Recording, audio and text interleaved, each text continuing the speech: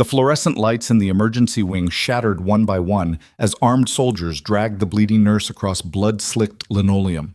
Outside, black helicopters descended through storm clouds while every screen in the hospital locked onto a single classified file. Phoenix Directive. Subject: Carter, A. Status: presumed KIA. The woman's security was throwing out the back entrance had a military kill record higher than anyone in the building could imagine. And in 90 seconds, the people who humiliated her were about to find out exactly what happens when you corner someone who never learned how to quit. Before we dive in, if you stay until the end of this story, you'll see why silence can be the most dangerous weapon of all. Like this video, drop a comment with your city so I can see how far this story travels. And let's get started. The call bell wouldn't stop ringing. Adrienne Carter pressed her palm against the nurse's station counter and counted backward from 10. Room 447. Again, same patient, same family member who thought screaming into the call button would make pain medication arrive faster. The digital board above her head blinked red. 12 patients on the floor, 2 nurses covering the entire wing, and absolutely no one coming to help. Audrey, you getting that? Marcus leaned around the corner, already drowning in his own workload. Yeah. She pushed off the counter and grabbed a fresh IV bag from the supply cart. I got it. Summit Ridge Hospital sat on the eastern edge of Coldwater, Wyoming, a sprawling town that had grown too fast around mining operations and rail lines, leaving a medical center that couldn't keep up with its own population. The building was a patchwork of renovations that never quite fit together. The emergency department stayed overcrowded. The ICU ran at illegal capacity, and nurses like Adrienne worked double shifts because corporate kept the staffing budget strangled. She was 31. Blonde hair pulled back tight. Pale skin that hadn't seen real sunlight in weeks.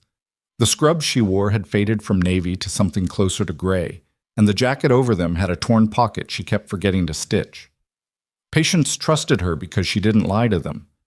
Management hated her because she wouldn't lie for them either. Room 447 smelled like sweat and disinfectant.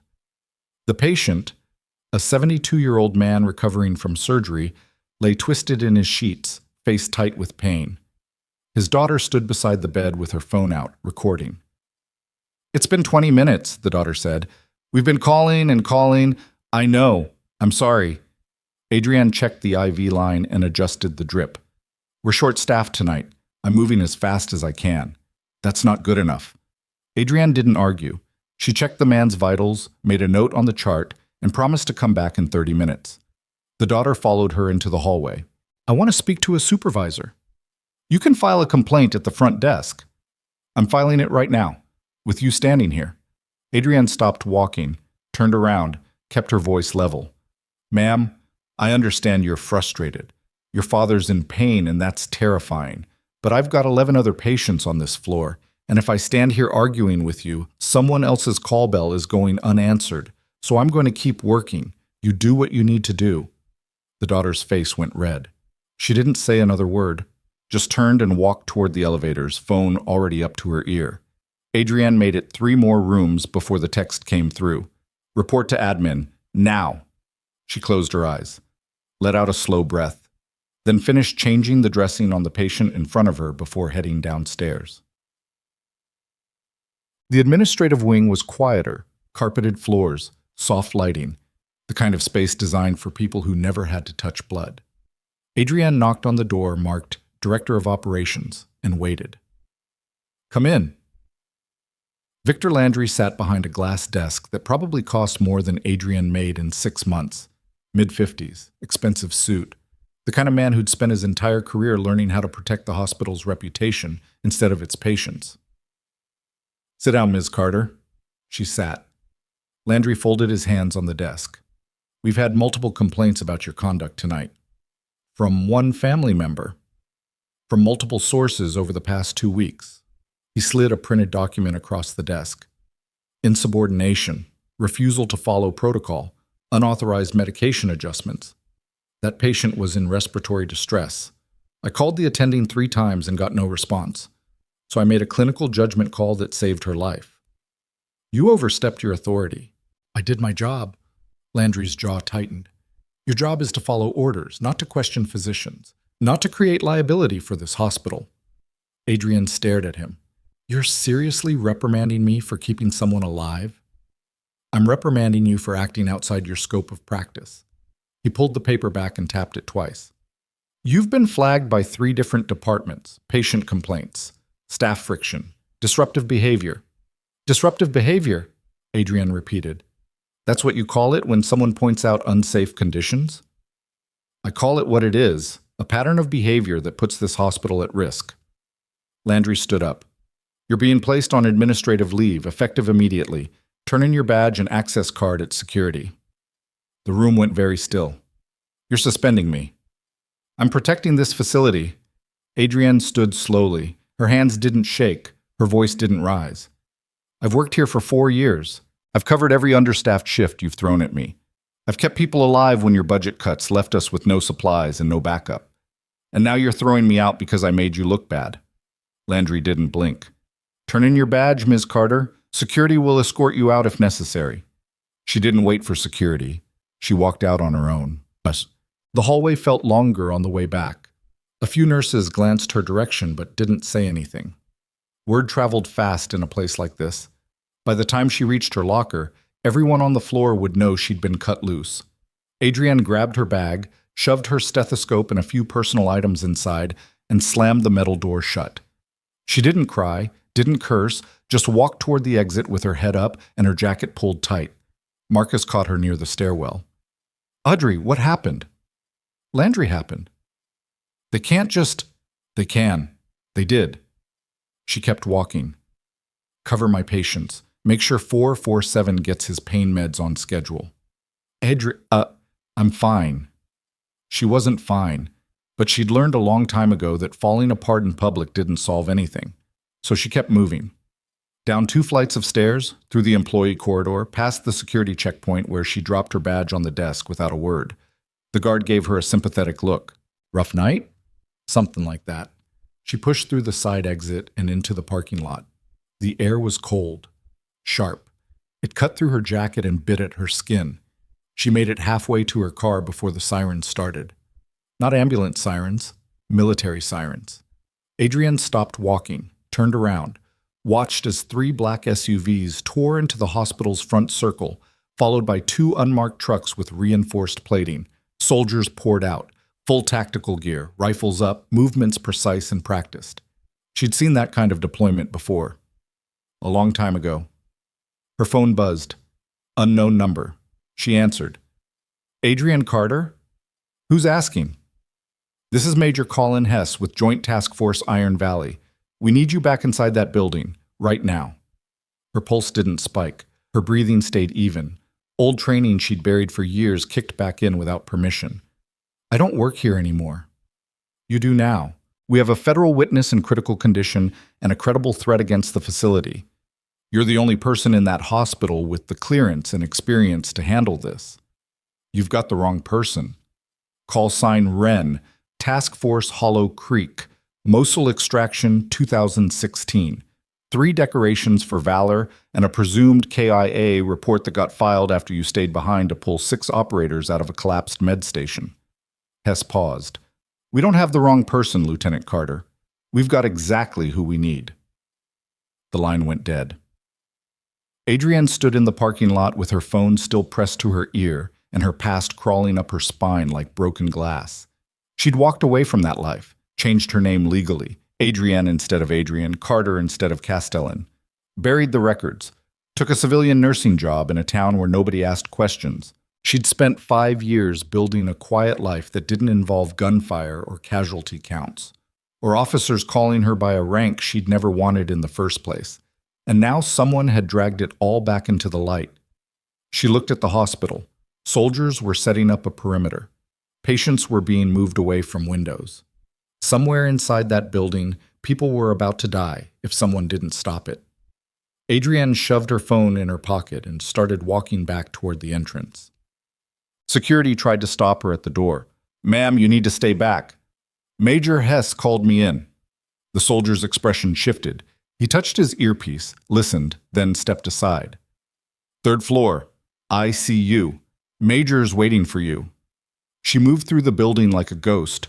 The hallways were being cleared. Staff herded into conference rooms. The fear was thick enough to taste. No one recognized her as she passed.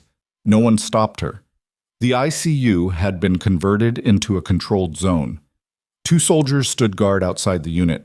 Inside, equipment had been rearranged into defensive positions. Medical supplies stacked near the door. A federal agent in a suit stood talking to a trauma surgeon who looked 3 seconds away from a breakdown. Major Hess stood near the center of the room, tall, mid-40s, the kind of man who'd seen enough combat to know when someone else had too. He looked up when Adrienne walked in. "Lieutenant?" "Don't call me that." "Fine, Carter." He gestured towards the bed in the corner. "Target's over there, GSW to the chest and abdomen. Stable for now. But we've intercepted chatter suggesting a secondary team is moving on this location. They want him dead before he talks." Adrienne looked at the patient, mid-30s, pale, breathing shallow. IV lines running into both arms. A U.S. Marshal sat beside the bed with a sidearm visible under his jacket. "What's he testifying about?" "Organized crime network, cross-border weapons trafficking. He flipped 2 weeks ago and handed us enough evidence to dismantle a pipeline running through 4 states. Hess crossed his arms. "People are very motivated to make sure he doesn't reach a courtroom." "Then move him." "Can't. He's too unstable. Surgeon says he won't survive transport." Hess tilted his head. "So we hold the line here.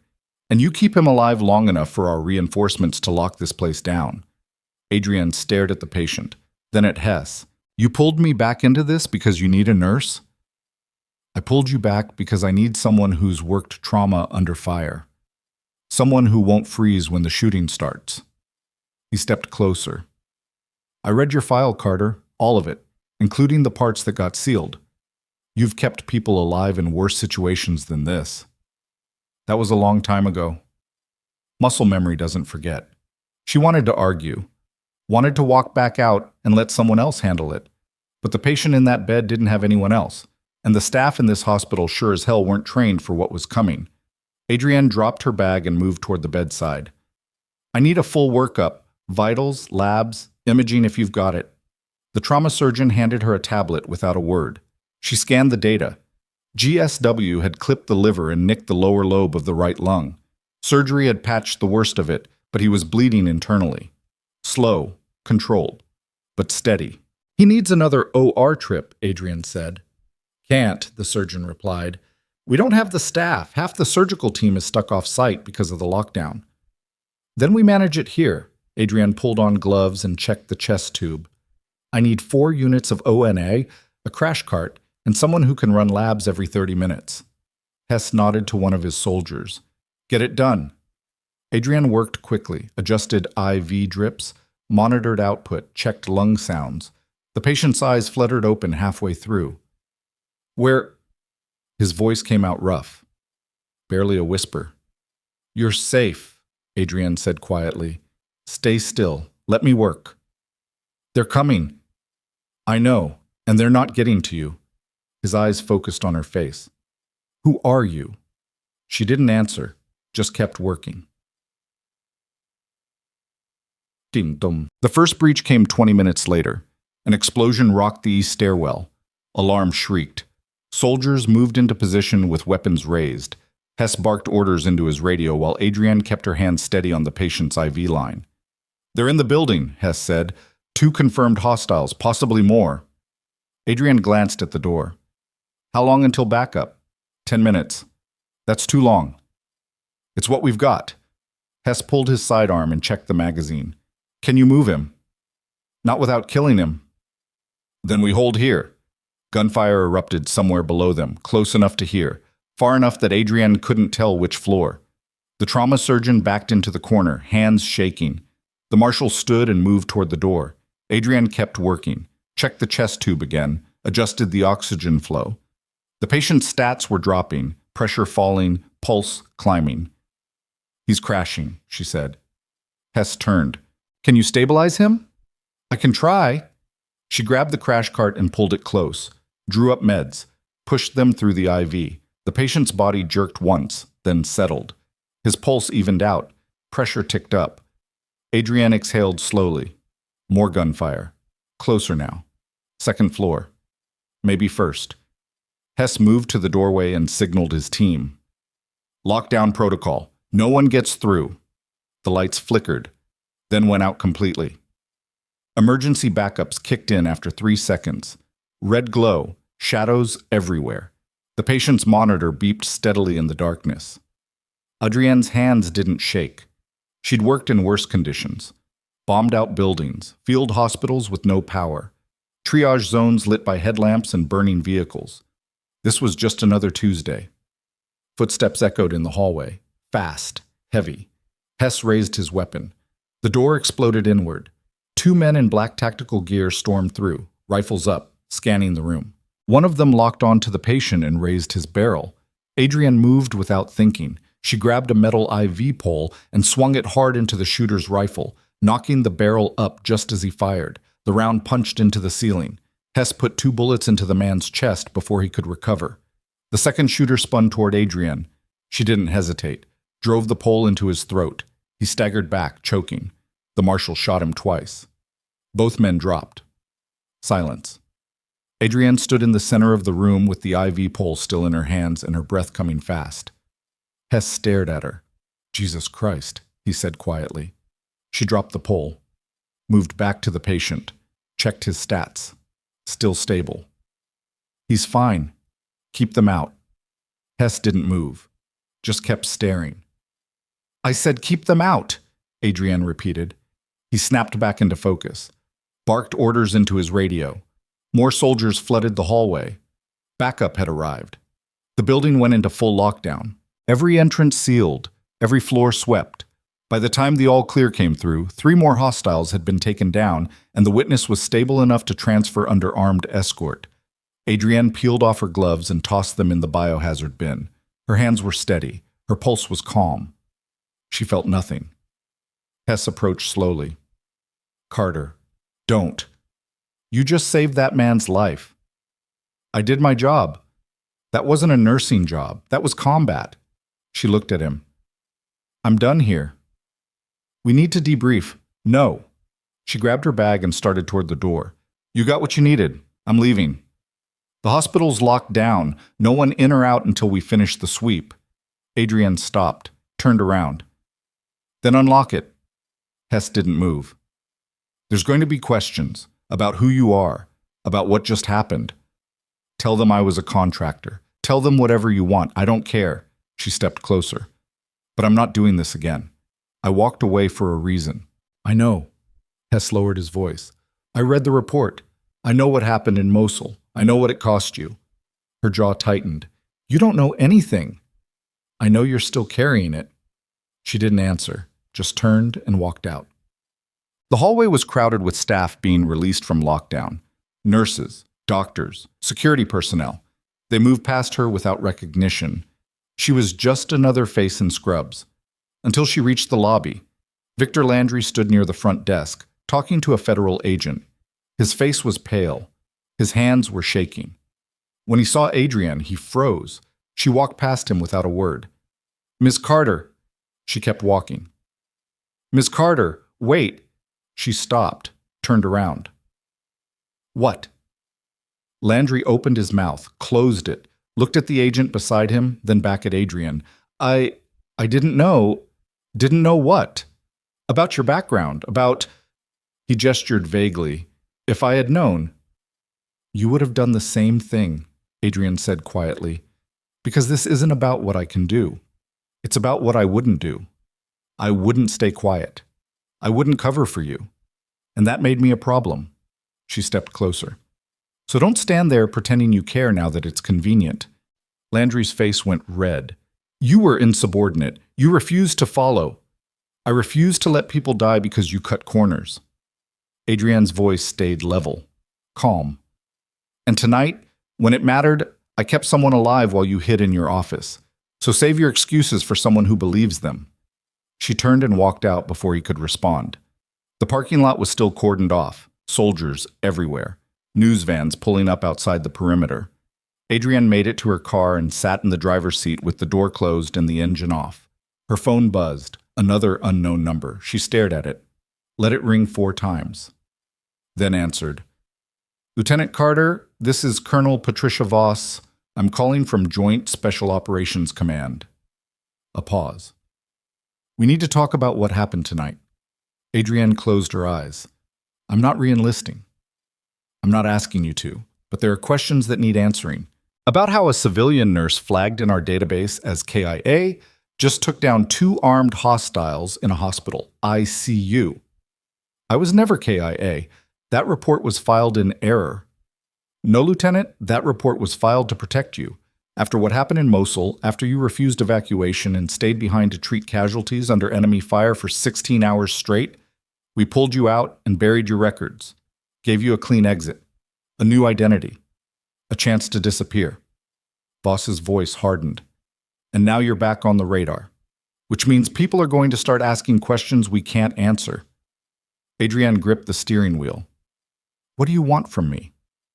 "I want you to come in, debrief. Let us clean this up before it becomes a problem." "It's already a problem." "Then let us contain it." Adrienne looked at the hospital. Soldiers moving in formation, staff being interviewed, Landry standing near the entrance, still talking to federal agents. "I'll think about it," she said. "Don't think too long. People are watching now."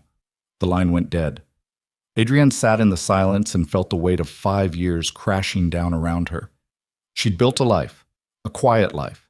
No rank, no call sign, no missions, just shifts and patience and a paycheck that barely covered rent. And in one night, it was all gone. She started the engine and pulled out of the parking lot. Drove past the barricades, past the news vans, past the soldiers who didn't stop her. Somewhere behind her, the hospital lights flickered. And somewhere in a government database, a file marked classified was being pulled from deep storage and placed on desks where people made decisions about what happened to soldiers who were supposed to stay dead. Adrienne Carter drove into the night with her past chasing her down and no idea what was waiting when the sun came up. The apartment was exactly how she'd left it, small, clean, anonymous. One bedroom in a complex where nobody asked questions and the landlord cashed checks without making eye contact. Adrienne dropped her bag by the door and stood in the darkness for a long moment before turning on the lights. Her hands were still steady. That bothered her more than the shaking would have. She moved to the kitchen and filled a glass with water from the tap, drank it in 3 swallows, refilled it. The clock on the microwave read 2:47 a.m. In a few hours, the sun would come up and people would start asking questions she didn't want to answer. Her phone sat on the counter where she'd left it. 6 missed calls. All unknown numbers. She didn't check the voicemails. Instead, she pulled open the drawer beside the sink and reached into the back, past the takeout menus and rubber bands, until her fingers found the small metal box she'd taped to the underside of the drawer frame. She pulled it free and set it on the counter. Inside were things she hadn't looked at in 5 years. A military ID card with a different first name. Dog tags stamped with a service number that officially didn't exist anymore. A single photograph of 8 people in desert fatigue standing in front of a medical tent, all of them smiling like they weren't neck-deep in a war zone. Adrienne picked up the photo and studied the faces. She recognized 3 of them. The other 5 were dead. She put the photo back in the box, closed the lid, shoved it back into the drawer. Sleep wasn't going to happen. She knew that. So she changed out of her scrubs, pulled on jeans and a sweatshirt, and sat on the couch with her laptop open. The news was already running the story. Armed attack at Summit Ridge Hospital, federal witness safe, details emerging, no mention of her name, no mention of what had actually happened inside that ICU, just sanitized language about a coordinated response by federal authorities and hospital staff who acted with courage under pressure. Adrienne closed the laptop. Her phone buzzed again. She ignored it. At 4:15 a.m., someone knocked on her door. She didn't move, didn't answer, just sat on the couch and waited. The knock came again, harder this time. "Ms. Carter, I know you're in there." A woman's voice, calm, professional. "My name is Agent Risa Delgado. I'm with the FBI. I need 5 minutes of your time." Adrienne stood slowly and walked to the door. Checked the peephole. A woman in a dark suit stood in the hallway with a badge held up at eye level, mid-30s, black hair pulled back. No weapon visible, but that didn't mean anything. Adrienne opened the door halfway. "It's 4 in the morning." I'm aware. Delgado lowered the badge. Can I come in? No. Then we'll talk here. Delgado glanced down the hallway, then back at Adrienne. You were involved in an incident tonight at Summit Ridge Hospital. Federal witnesses are involved. National security implications. I need a statement. Talk to Major Hess. I did. He referred me to you. Adrienne leaned against the doorframe. I'm a contract nurse who happened to be on site when things went bad. That's all. That's not what the surveillance footage shows. Then you don't need my statement. You've got everything on camera. Delgado's expression didn't change. The footage shows you disarming a hostile and neutralizing a threat with hand-to-hand combat. That's not standard nursing curriculum. Self-defense. Advanced close-quarters combat. Delgado tilted her head slightly. The kind of training that takes years to develop. The kind that doesn't show up in civilian backgrounds. Adrienne said nothing. I pulled your employment records, Delgado continued. 4 years at Summit Ridge. Before that, 2 years at a clinic in Nevada. Before that, she paused. Nothing. Your records start 6 years ago. No college transcripts, no prior work history. Just a nursing license that appeared out of nowhere and a social security number that's been active for less than a decade. People start over all the time. Not like this. Delgado stepped closer. I also pulled military databases. Found a file for someone named Adrienne Castellan, former Army combat medic deployed to Iraq, served with an outfit called Task Force Hollow Creek, officially listed as KYA in 2016. Another pause. But the body was never recovered, and the after-action report was classified above my clearance level. Adrienne's pulse stayed even. Sounds like you've got the wrong person. Do I? Yeah.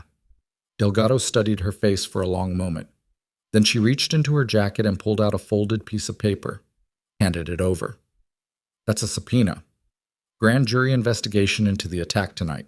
You're required to testify in 72 hours. Adrienne took the paper without looking at it. I'll have my lawyer contact you. You don't have a lawyer?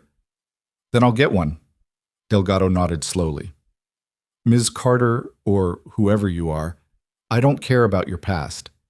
I care about the present. Someone tried to kill a federal witness in a civilian hospital, and you stopped them. That makes you a material witness, which means you don't get to walk away from this. I'm not walking away. I'm standing right here. For now. Delgado turned and started down the hallway.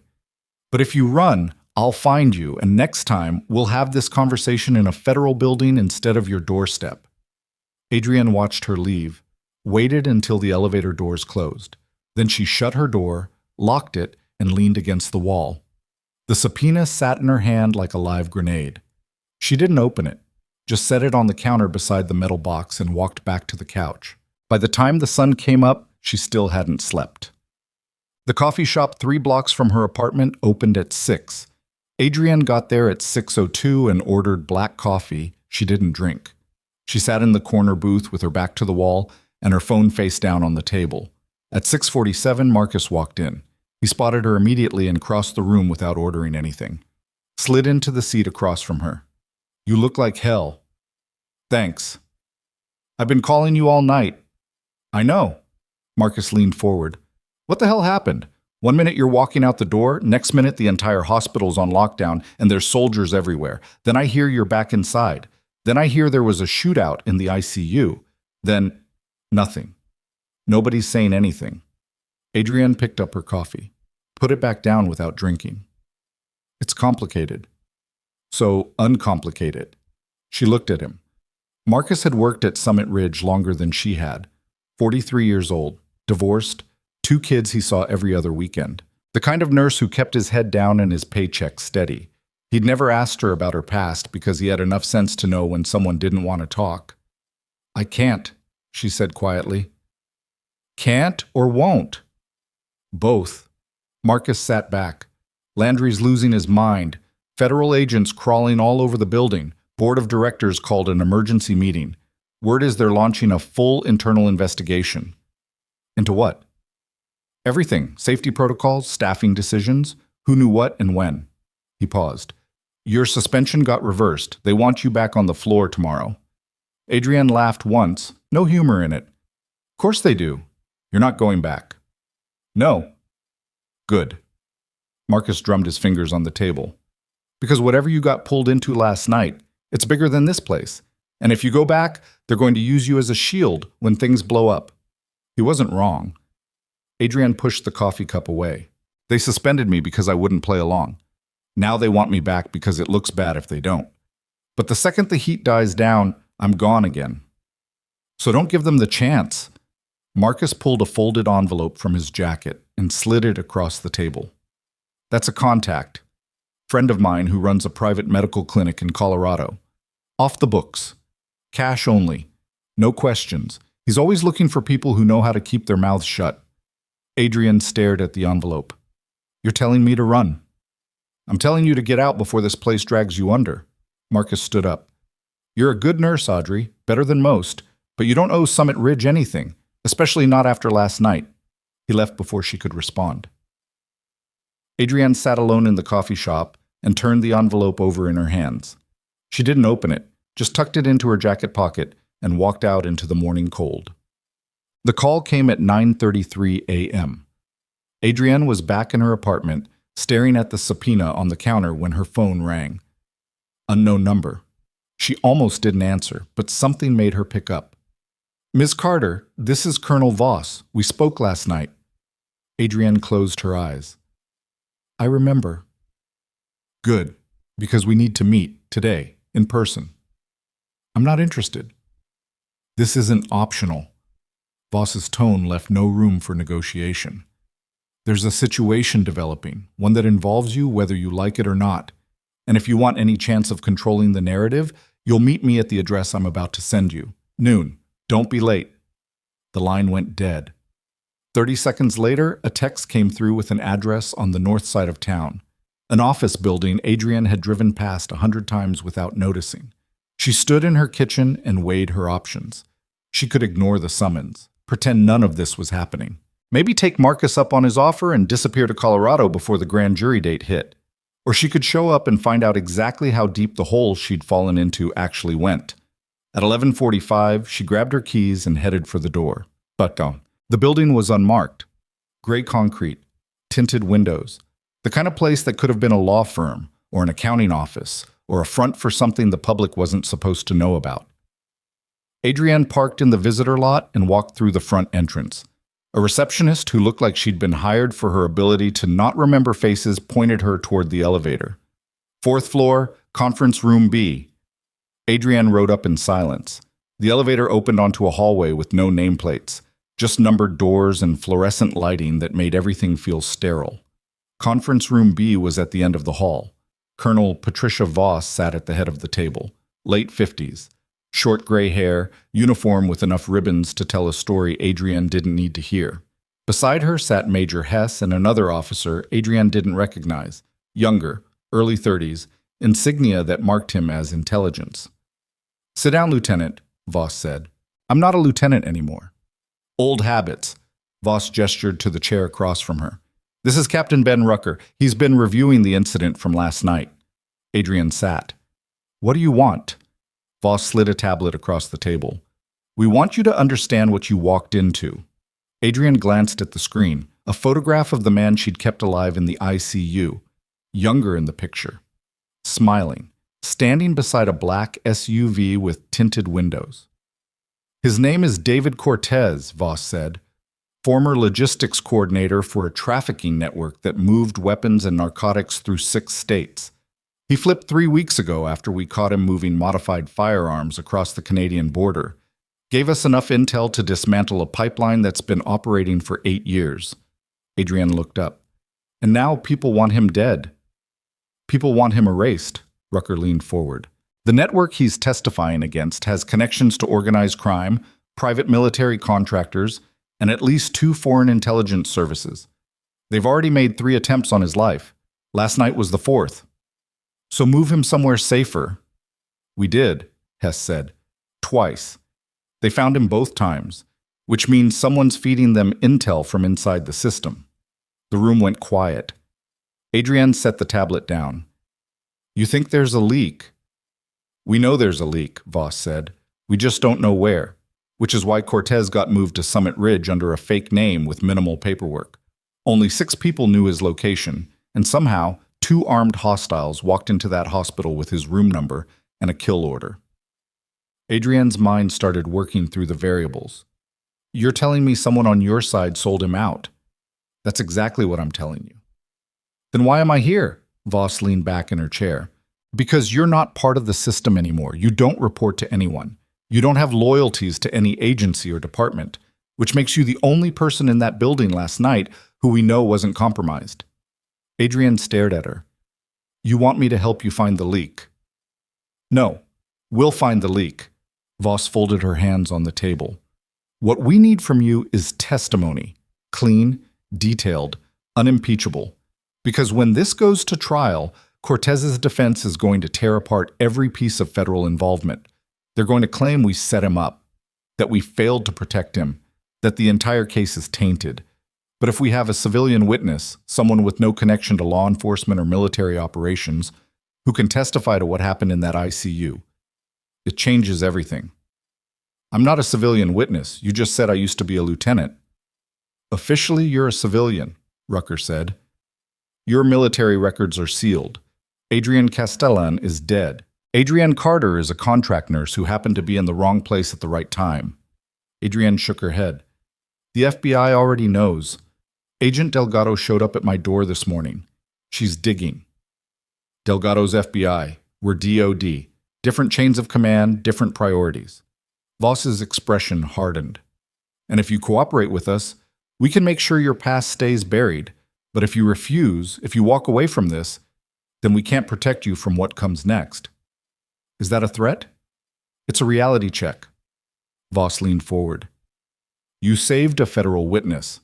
That makes you a hero in some circles, but it also makes you a target. The people who sent those shooters last night don't care that you're retired. They don't care that you changed your name. They care that you're the reason their asset is still breathing, and they will come after you. Adrienne felt the walls closing in. So my options are testify and stay in the crosshairs, or refuse and get hung out to dry. Your options are cooperate and let us keep you alive, or go it alone and see how long you last. Voss stood up. I'm not asking you to re-enlist. I'm not asking you to go back into the field. I'm asking you to tell the truth about what you saw. That's it. Hess spoke up. We can offer protection, safe house, new identity if it comes to that. I already did the new identity thing, Adrienne said. Didn't stick. Because you stayed in one place too long. Rucker pulled a folder from his briefcase and set it on the table. This time we do it right. Full relocation, background that actually holds up under scrutiny, financial support until you're established.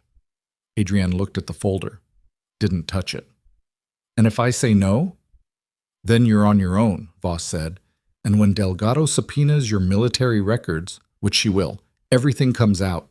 Your real name, your service history, the mission in Mosul. All of it. And once that's public, you won't just be a target for the trafficking network. You'll be a liability for everyone who helped you disappear in the first place. The temperature in the room seemed to drop. Adrienne stood up slowly. You people are unbelievable. You pulled me back into this. You dragged my past into the light. And now you're threatening to burn me if I don't play along. We're offering you a way out, Voss said calmly. Take it or leave it. Adrienne grabbed her jacket. I need time to think. You've got 24 hours. Voss picked up the tablet. After that, we move forward with or without you. And I promise you, without us, you won't last a week. Adrienne walked out without another word. She made it halfway across the parking lot before her legs gave out. Not from fear, not from exhaustion. Just the sheer weight of everything crashing down at once. She leaned against her car and forced herself to breathe, in through the nose, out through the mouth. The same technique she'd used in combat when the adrenaline threatened to drown rational thought. It didn't help. Her phone buzzed. Text message. Unknown number. You did good work last night. Shame it won't matter. Adrienne stared at the screen. Her pulse kicked up. She typed back. Who is this? No response. Another text came through 10 seconds later. A photograph. Grainy. taken from a distance. It showed Adrienne walking out of her apartment building that morning. The next message was an address. Her address. Adrienne's hand tightened on the phone. She scanned the parking lot. Empty. No movement, no vehicles that didn't belong. Another text. We know who you are. We know where you live. And we know you're the only reason Cortez is still talking. She deleted the thread. Blocked the number. It didn't matter. Whoever sent it had already made their point. She got in her car and drove. By the time she reached the hospital, it was almost 2 in the afternoon. She parked in the far corner of the lot and sat with the engine running, trying to decide if walking back into that building was the stupidest thing she'd ever done. Probably. She went in anyway. The lobby was quieter than usual. Security had been doubled. Federal agents still lingered near the main entrance, talking to staff and reviewing footage. Adrienne kept her head down and took the side stairs up to the administrative wing. Victor Landry's office door was closed. She knocked once. Didn't wait for an answer, just walked in. Landry looked up from his desk, startled. Ms. Carter, you can't just... We need to talk. He stood up quickly. I was going to call you. The board has decided to reinstate you immediately. Full back pay. No disciplinary record. We're prepared to... I don't care. Landry blinked. Excuse me? I don't care about reinstatement. I don't care about back pay. Adrienne stepped closer to the desk. I care about why you tried to bury me. I didn't. You suspended me for doing my job. You called me insubordinate because I wouldn't cover for your budget cuts and safety violations. And now that the feds are crawling all over this place, you want to pretend it never happened. Landry's face flushed. That's not fair. I was following protocol. You were covering your ass. Adrienne's voice stayed level. And when things went bad last night, you weren't anywhere near that ICU. You were hiding in this office while people were getting shot at. I'm not trained for... Neither is anyone else on this staff. But they didn't run. She leaned on the desk. So here's what's going to happen. You're going to pull every safety complaint I filed over the past 4 years, every report, every incident I flagged, and you're going to hand them over to the federal investigation. Landry's eyes went wide. I can't do that. Those are internal, they're evidence. And if you don't turn them over voluntarily, I'll make sure the FBI knows exactly where to look. Adrienne straightened up. Your choice. He stared at her. You're threatening me. I'm giving you a chance to do the right thing. That's more than you gave me. Landry sat down heavily. If those reports go public, the board will fire you, I know. Adrienne turned toward the door. But at least you'll still be breathing, which is more than I can say for the patients who died because you cut corners. She walked out before he could respond. Marcus caught up with her in the stairwell. Audrey, wait. She stopped. What? I heard you were here. I thought... He paused. I thought you weren't coming back. I'm not. I just needed to handle something. With Landry? Yeah. Marcus studied her face. Look worse than this morning. I feel worse. What happened? Adrienne leaned against the railing. I got pulled into something I can't get out of, and now people are threatening me because I kept someone alive. The witness from last night. Yeah, Marcus shook his head. This is bad, isn't it? It's worse than bad. Then take the out I gave you. Get to Colorado. Disappear before this gets worse. Adrienne wanted to. Every instinct she had screamed at her to run, but running meant leaving Cortez exposed, leaving the leak unplugged, leaving the people who'd threatened her with a clear message that intimidation worked. And she'd never been good at backing down.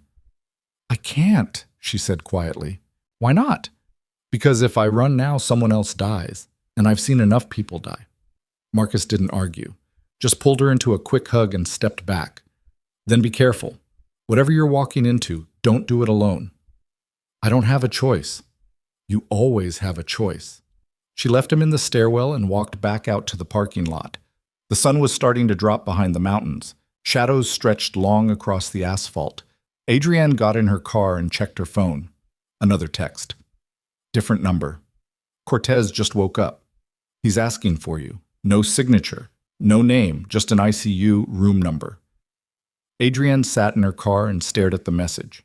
She could ignore it. Drive away. Let the feds handle their witness and their leak and their threats. But something in her gut told her this wasn't over. Not yet. She got out of the car and walked back into the hospital. The ICU was still under guard. 2 federal agents stood outside the unit. They recognized her and stepped aside without a word. Inside, the lights were dimmed. Most of the beds were empty now. Cortez lay in the same room where she'd kept him alive 12 hours earlier. He looked worse in daylight, pale, thin. IV lines running into both arms, but his eyes were open. He looked at her when she walked in. "You're the one who saved me." Adrienne stopped at the foot of the bed. "I'm a nurse. That's what we do." Not like that. His voice was rough, barely above a whisper. "I remember. The shooting. The soldiers. You standing between me and—" He coughed. Winced. "Why?" "Because you were bleeding out and I had the skills to stop it." "That's not what I meant." Adrienne crossed her arms. "Then what did you mean?" Cortez stared at the ceiling. "I'm not a good person. The things I've done, the people I've hurt, I don't deserve what you did." "It's not about what you deserve.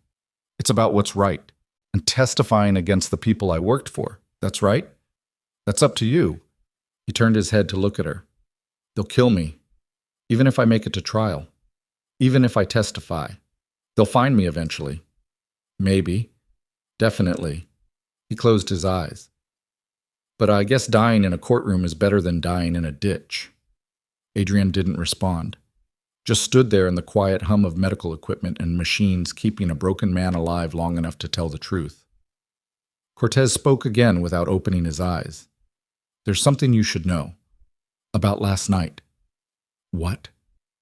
"The shooters who came after me. They weren't just hired guns, they were military, ex-special forces, the kind of people who don't miss." He opened his eyes. "Which means someone with serious resources wanted me dead. Someone who knew exactly where I was and exactly when to strike. The feds already know there's a leak. It's not just a leak." Cortez's voice dropped lower. "It's someone high up. Someone with access to classified intel and federal protection protocols.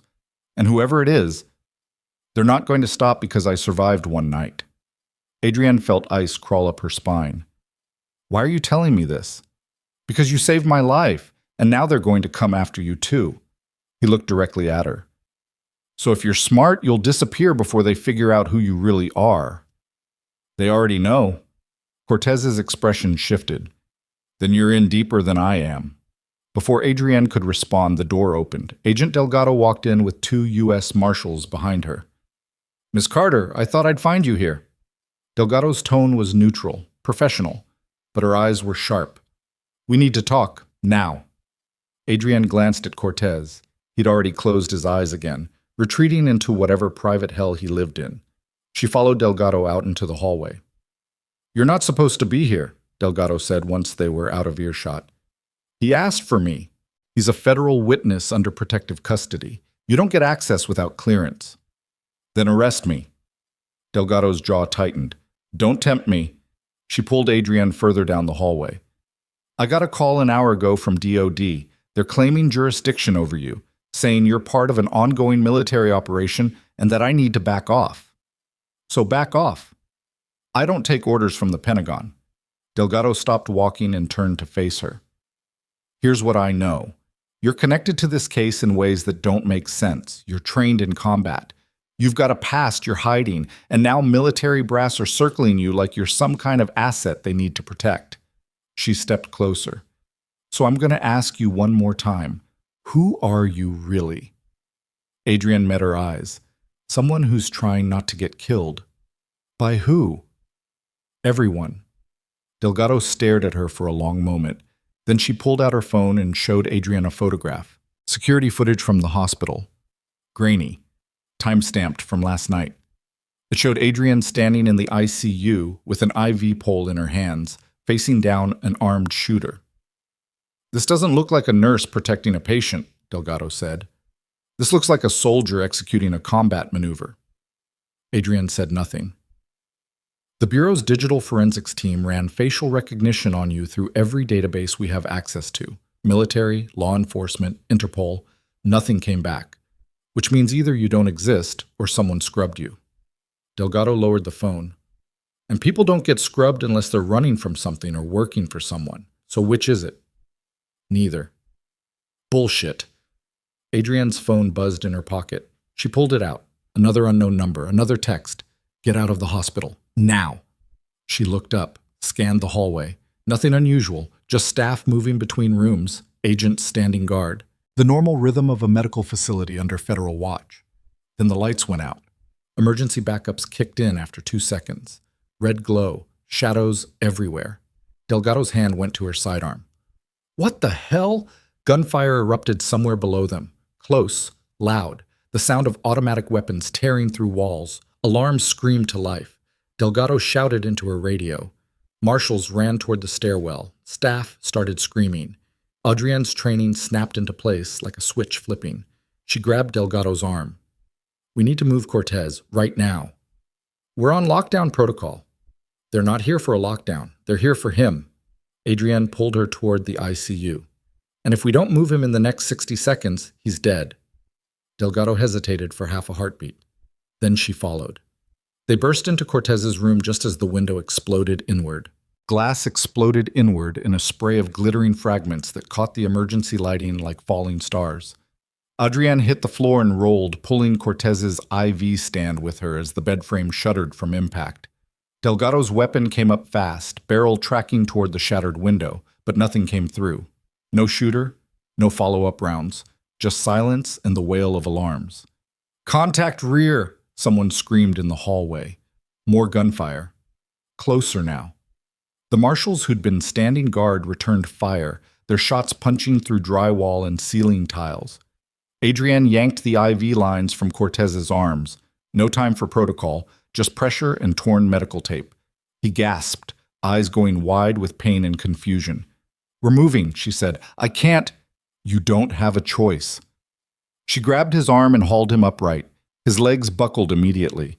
She caught him, looped his arm over her shoulders, and started dragging him toward the door. He weighed more than he looked. Dead weight. Uncooperative muscle mass that wanted to collapse back onto the bed. Delgado kept her weapon raised, moving backward to cover their exit. South stairwell's compromised. We need another route. Service elevator, Adrienne said. End of the hall, staff access only. That's not secure. Nothing's secure right now. They pushed into the hallway. Red emergency lights painted everything in sharp angles and deep shadows. 2 marshals lay sprawled near the nurse's station, bleeding from chest wounds. One was still moving, trying to reach his radio. The other wasn't moving at all. Delgado keyed her radio. Shots fired. ICU level 4. Multiple agents down. We're evacuating the witness. Static answered her, then a voice, calm and professional. Negative. Building is locked down. Hold position. Holding position gets us killed, Delgado snapped back. Orders are orders. Delgado clipped the radio back to her belt and kept moving. So much for federal backup. They made it 15 feet before the elevator doors at the far end of the corridor opened and 3 men stepped out. Not hospital security, not federal agents. Body armor under civilian jackets. Rifles held low but ready. The lead man's eyes locked onto Cortez immediately. Adrienne changed direction without thinking, shouldering through the nearest door and into a patient room. Empty. Bed stripped. Equipment unplugged. She lowered Cortez onto the mattress and moved to the window. Delgado slammed the door shut and wedged a chair under the handle. That won't hold them. It doesn't have to, just needs to slow them down. Adrienne checked the window latch. Sealed. She grabbed the IV pole she'd dropped earlier and smashed it through the glass. Cold air rushed in. They were 4 stories up. No fire escape, no ledge. Just a straight drop to the parking lot below. Cortez stared at the broken window.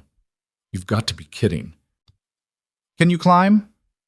I can barely stand. Then I'll carry you. How? The door shuddered as someone hit it from the outside. Once. Twice. The chair legs scraped against linoleum, but held. Adrienne looked at Delgado. You ever rappel? Not without a rope. We'll improvise. Adrienne yanked the sheets off the bed and started knotting them together. Hospital linens weren't climbing rope, but they'd hold long enough if she distributed the weight properly. She tied one end to the bed frame and tested it. The frame was bolted to the floor. It'd work. The door splintered. Wood cracked. The chair gave way. Delgado fired 3 rounds through the gap. Someone cursed. Footsteps retreated. "We've got maybe 30 seconds. Adrienne threw the makeshift rope out the window and grabbed Cortez. "You're going first." "I can't." "You can." She manhandled him toward the window. "Grab the sheet. Lower yourself as far as you can. When you run out of length, drop. Try to land on your feet." "That's a terrible plan." "It's the only plan." She pushed him toward the ledge. "Move." Cortez grabbed the knotted sheets with shaking hands and swung his legs over the sill. He looked down once, went pale, then started lowering himself hand over hand. The sheets stretched but held. Adrienne watched him descend. 10 feet, 15, 20, until he reached the end of the line. He dropped the last 12 feet and hit the ground hard. Rolled. Didn't get up. "Your turn," Adrienne said to Delgado. Delgado emptied her magazine through the door and ejected it, slapped in a fresh one. "I'll cover you. Go." "I'm not leaving you here." "You're not." Delgado fired twice more. "I'm coming right behind you. Now move before they bring real firepower." Adrienne didn't argue. She grabbed the sheets and went out the window feet first, controlling her descent with both hands wrapped tight around the fabric. The knots bit into her palms. The cold air stung her face. She could hear shouting above her, Delgado's voice, sharp commands, then gunfire. She reached the end of the line and let go.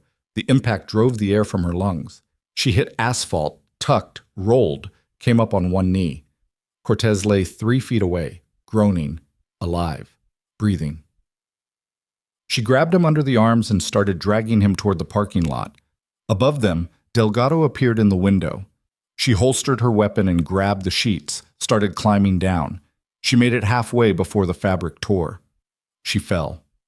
Adrienne couldn't catch her, could only watch as Delgado hit the ground at a bad angle, her leg folding underneath her. The sound of bone breaking was audible, even over the alarms. Delgado screamed once, then bit it back, rolled onto her side. Her face went white. Adrienne moved fast, checked the leg, compound fracture. Tibia snapped clean through, bone visible through torn skin. Blood everywhere. "Don't move." "Wasn't planning on it." Delgado's voice came out tight, controlled. "Get Cortez out of here." "I'm not leaving you." "You don't have a choice." Delgado pulled her sidearm and held it ready. "They're coming down, and I can't walk. So you take him and you run." "Delgado, that's an order." Adrienne looked at Cortez, then back at Delgado. Every instinct screamed at her to stay, to stabilize the leg, to set up a proper evac. But the sound of boots on stairs was getting louder and Delgado was right. Staying meant dying. She grabbed Cortez and hauled him upright. "Can you walk?" "Barely."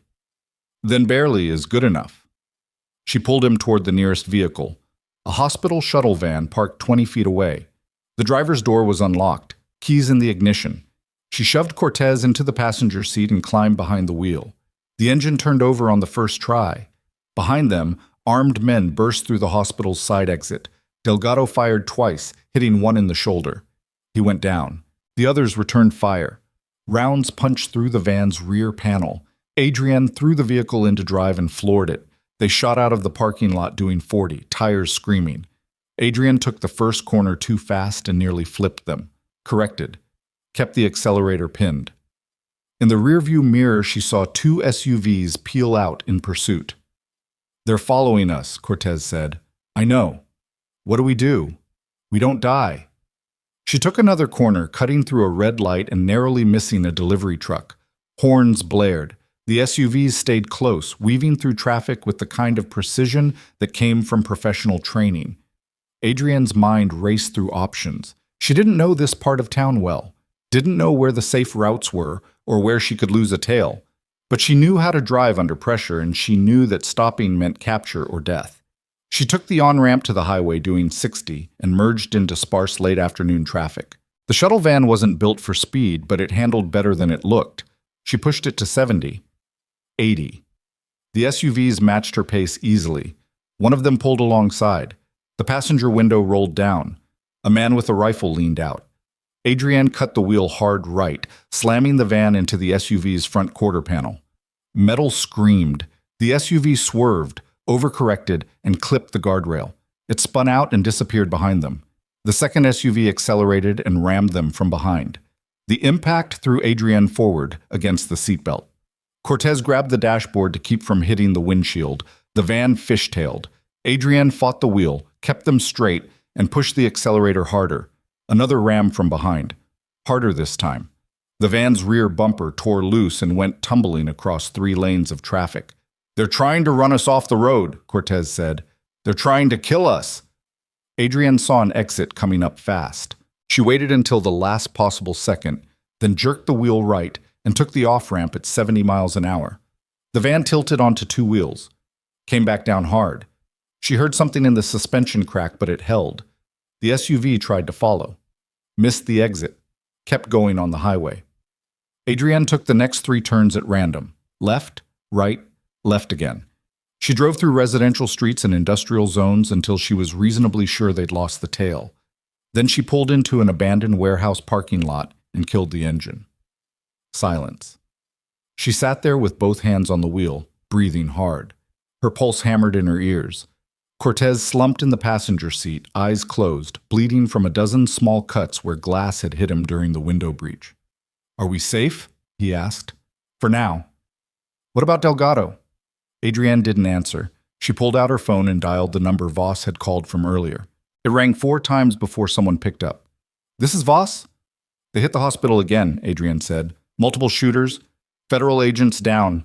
Delgado's injured. I've got Cortez." A pause. "Where are you?"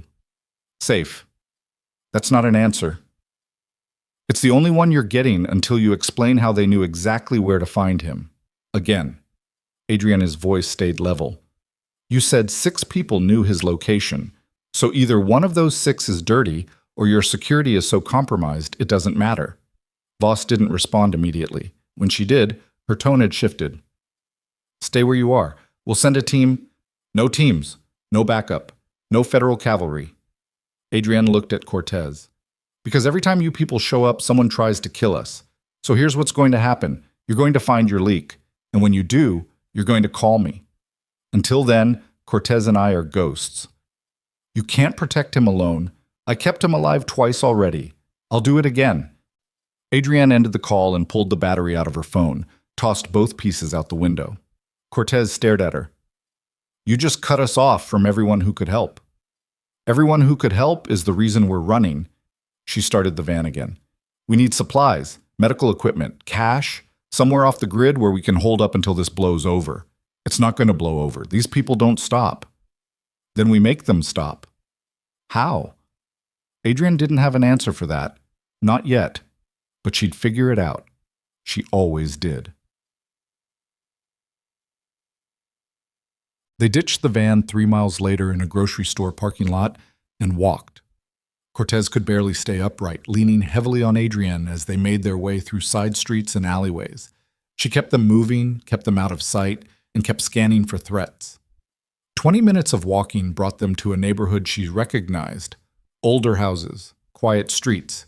She stopped in front of a small ranch-style home with peeling paint and an overgrown lawn. "Where are we?" Cortez asked. "Somewhere they won't look." She knocked on the door, waited, knocked again. Marcus opened it, wearing sweatpants and a t-shirt, a beer in one hand and confusion on his face. "Audrey? What?" He saw Cortez, saw the blood. His expression shifted immediately. "Get inside, now!" They stumbled through the doorway. Marcus locked it behind them and closed the blinds in one smooth motion. "What the hell happened?" "They hit the hospital again. We barely got out." Marcus looked at Cortez. "He needs a hospital." "Can't. They'll find us." "Then he needs a doctor." "You're looking at one." Adrienne lowered Cortez onto the couch. "I need supplies. Saline, antibiotics, dressings, whatever you've got." Marcus disappeared into the back of the house and returned with a duffel bag. "This is my go bag. Keep it stocked for emergencies." He unzipped it and pulled out IV supplies, medication, and basic trauma equipment. "It's not much." "It'll do." Adrienne started an IV line in Cortez's arm and pushed fluids, checked his vitals. Pulse was weak but steady. Blood pressure low but not critical. She cleaned the cuts on his face and arms, applied dressings where needed, and gave him a dose of antibiotics. Marcus watched her work. You want to tell me what's really going on? Not particularly. Audrey, the less you know, the safer you are. I'm already involved. You brought him to my house. She didn't look up from Cortez's IV line. I didn't have anywhere else to go. Marcus was quiet for a moment. Then he pulled out his phone. I'm calling this in. Don't. Someone just shot up a hospital. Federal agents are dead. You're on the run with a witness. This is bigger than you can handle alone. If you make that call, we're both dead. Adrienne finally looked at him. The people after us have access to federal systems. They knew where Cortez was before we did. They've got resources and manpower, and they don't care who gets caught in the crossfire. So if you call anyone, police, feds, anyone, you're painting a target on your own back. Marcus lowered the phone. Then what do you want me to do? Let us stay here tonight. Tomorrow I'll figure out the next move. And if they track you here? They won't. You don't know that. I know I don't have another option. Her voice softened slightly. Please, Marcus, just one night. He looked at Cortez, then back at her. Finally nodded. One night, but tomorrow you're gone. Deal. Marcus grabbed his beer and headed toward the kitchen. I'm going to pretend I didn't see any of this. That's probably smart. Adrienne finished stabilizing Cortez and sat back. Her hands were shaking now. The adrenaline was wearing off and exhaustion was creeping in to replace it. She hadn't slept in over 30 hours, hadn't eaten in almost as long. Her body was running on fumes and muscle memory. Cortez's eyes opened halfway. Thank you. For what? For not leaving me. I'm a nurse. It's what I do. No. He coughed, winced. You're more than that. You're a soldier. Adrienne didn't respond. She stood up and walked to the window, pulled the blinds aside just enough to see the street. Empty, quiet, no suspicious vehicles, no movement. For now. Why are you doing this? Cortez asked. You don't know me. You don't owe me anything. You could have walked away a dozen times. I don't walk away from people who need help. Even people like me? Especially people like you. She let the blinds fall back into place. Because if I only helped the people who deserved it, I wouldn't help anyone. Cortez closed his eyes. I'm going to get you killed. Maybe. But you're going to testify first. What makes you think I'll make it that far? Because I'm not going to let you die. She moved back to the couch and checked his IV.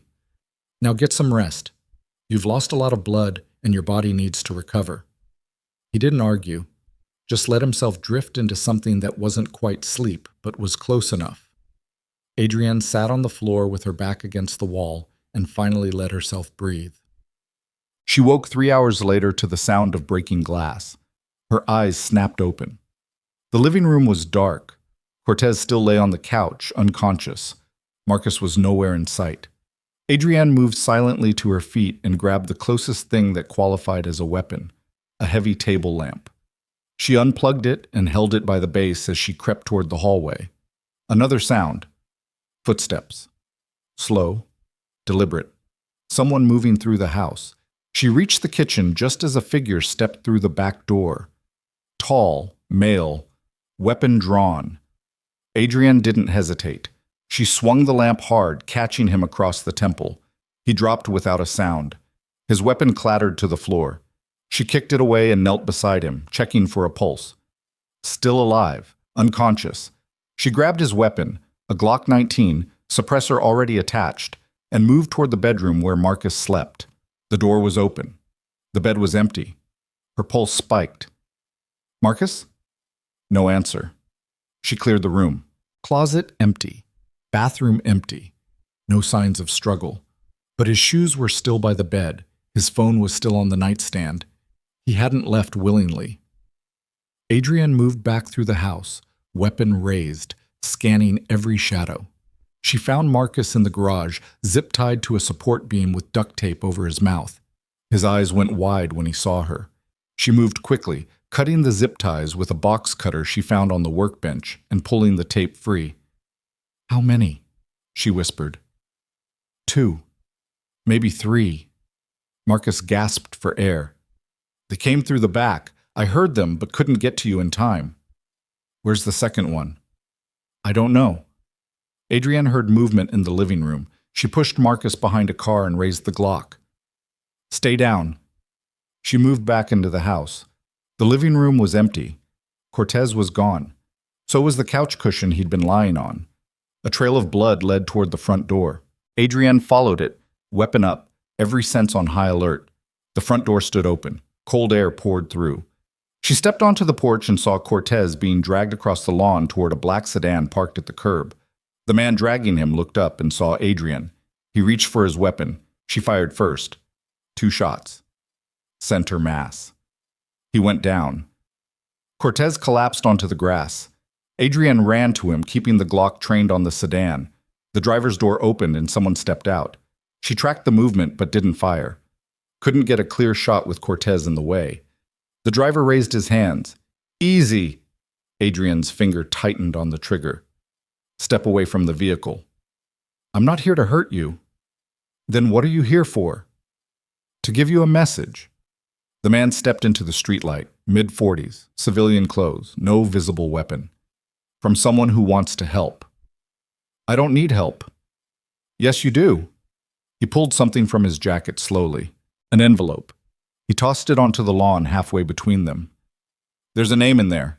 The person feeding intel to the people hunting you. And a location where you can find them. Adrienne didn't move. Why would you give me that? Because the person who sent me wants the same thing you do. They want the leak plugged. They want Cortez alive long enough to testify. And they want the people responsible held accountable. Who sent you? The man smiled. Someone who used to wear the same uniform you did, Lieutenant Castellan. Adrienne's blood went cold. That name doesn't exist anymore. It does in the right databases, and the right people remember. He backed toward the sedan.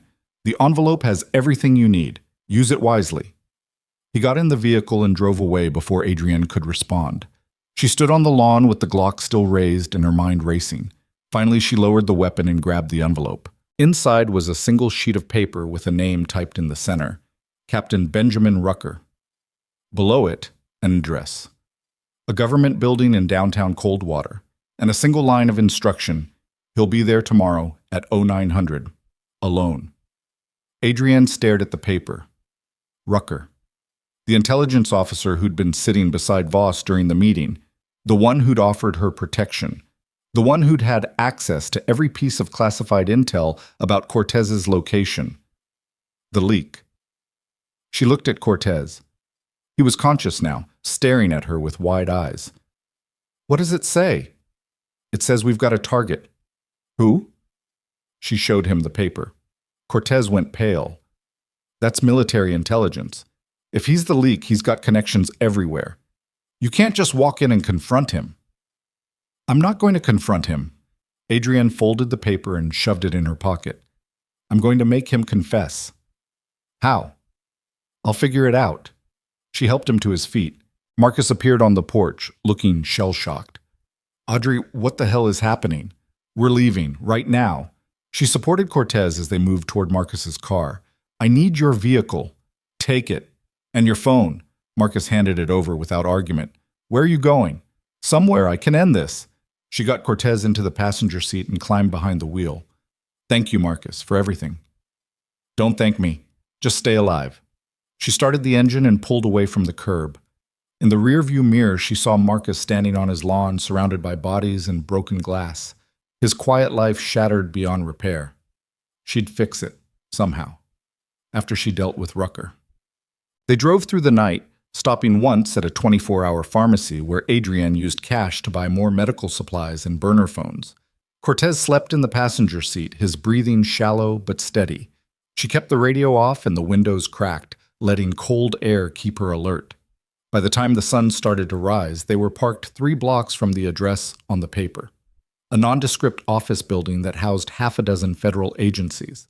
The kind of place where people in suits carried classified documents and didn't ask questions. Adrienne checked the time.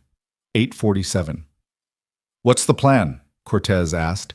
He'd woken up 20 minutes earlier but hadn't said anything until now. I go in. You stay here. And do what?